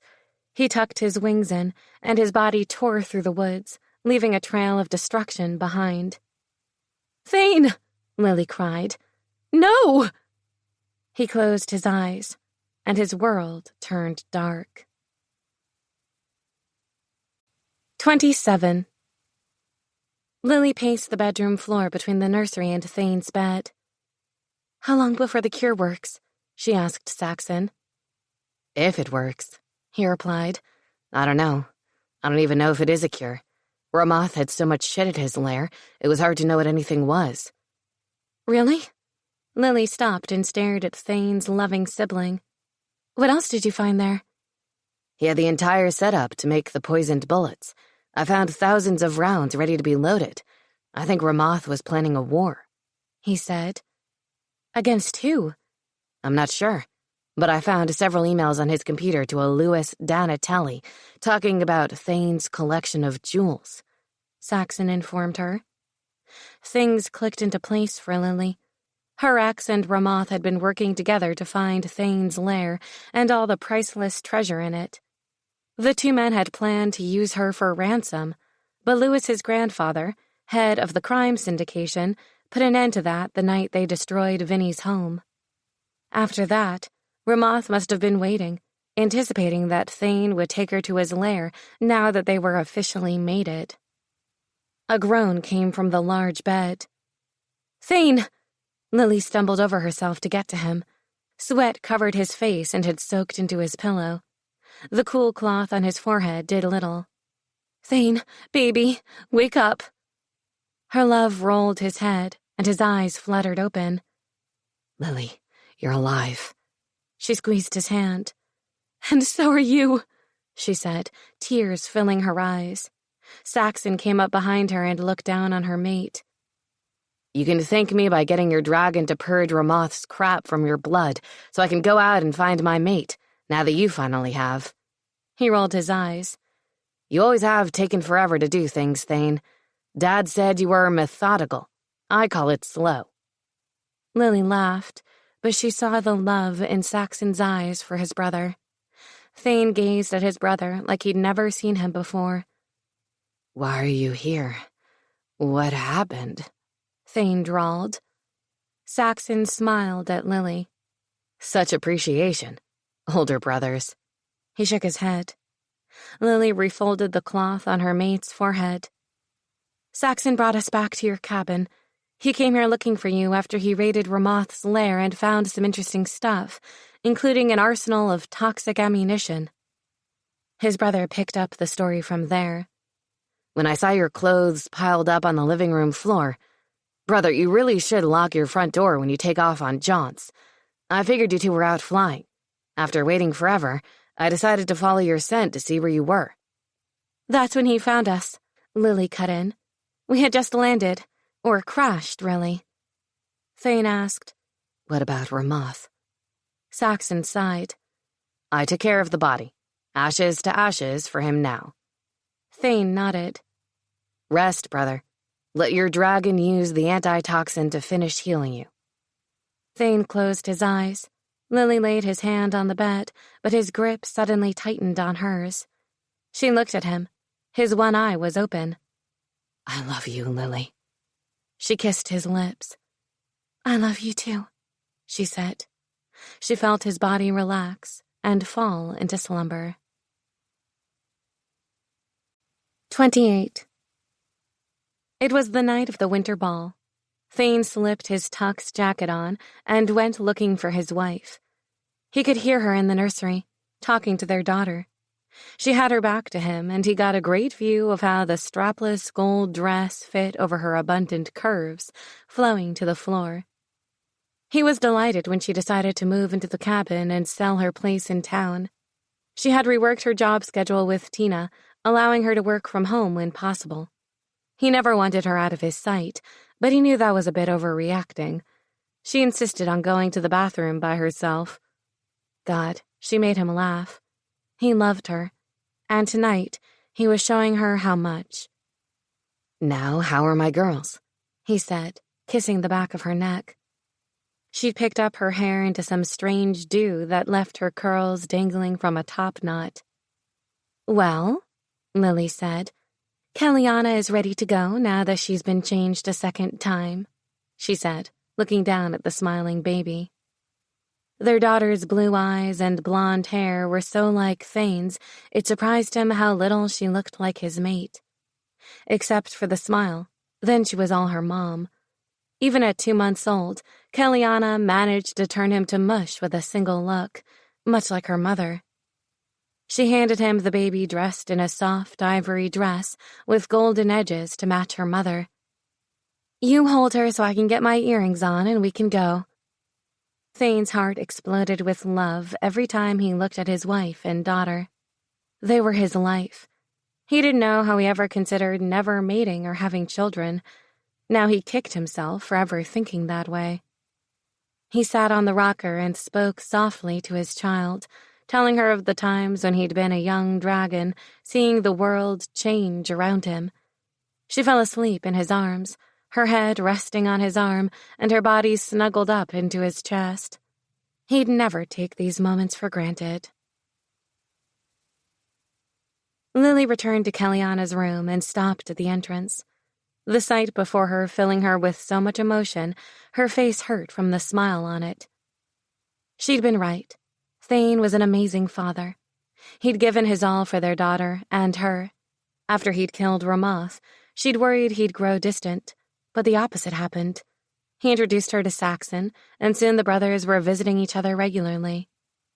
That made a big difference in Thane. Once Kellyanna was born, he gave himself fully to being a father. Lily had never seen a man more dedicated to his daughter. From getting up at all hours to change her, hold her, feed and talk to her, to making sure Lily herself got enough rest. At first, she didn't think it would last, but his dedication grew as time went on, and their love for each other and their child made it easy for her to decide on having more children. "Maybe we should wait a little bit before we go," she said, and watched him put the baby in the crib. "There's something I want to tell you." He turned to face her, his arms going straight around her waist to pull her close to him. Love filled every cell in her body. It didn't matter how many days went by. He would always make her feel like they'd just made it for the first time. "I love you, Lily," he said. Though they'd been mated for months, he hadn't said the words to her. She'd been of the mind frame that he'd show her he loved her, then tell her. And boy, had he shown her. Still, it was nice to finally get the words. "I love you too, Thane." She brought her arms up to his neck and pulled his head down for a kiss. She loved the feel of his beard on her face. She couldn't figure out why, but the damn facial hair made her instantly wet. He pulled back. "I have something for you," he said. He opened his hand. On his palm lay a ring bigger than any she'd ever seen. Her gaze shot up to his. "This was the first payment for my first job. The blue diamond is very old, and my mother got it in her head it would make a beautiful ring." He lifted the halo, cushion-cut blue diamond ring to the light. It sparkled like nothing else. "Before she died, she made it her business to get it changed to a platinum band, saying it would go better than with yellow gold." Small white diamonds surrounded the giant rock and made the blue diamond stand out even more. "It's beautiful," she gulped. "I've held on to it. I never really thought it would one day go to someone special," he said, and got down on one knee. "But I found someone who deserves to wear it." Her heartbeat thrummed hard in her ears. It wasn't happening. Nope, no way. She closed her eyes, squeezed them tightly, and then opened them again. He was still on his knee. "Oh God, Thane." "Will you marry me, Lily?" he asked softly. She gasped, unsure she'd heard the words. "What?" "Marry me, love. I can't live without you. We're already made it. I want you to be mine in every way possible." Her knees started shaking. Excitement bloomed in her chest. He wanted to marry her. Her. The idea of marriage to him didn't scare her. She didn't think she'd want to marry anyone else again, but here she was, already visualizing herself as his wife.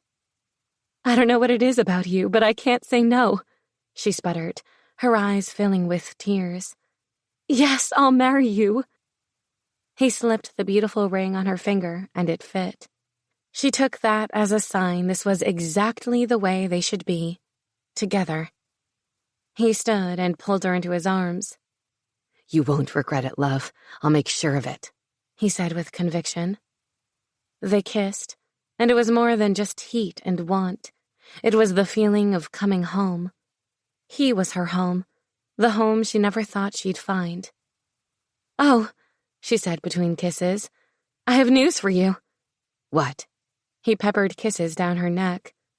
"I'm pregnant." He stroked his tongue over her lips and pressed her ass forward to rub his erection on her belly. "I know, love."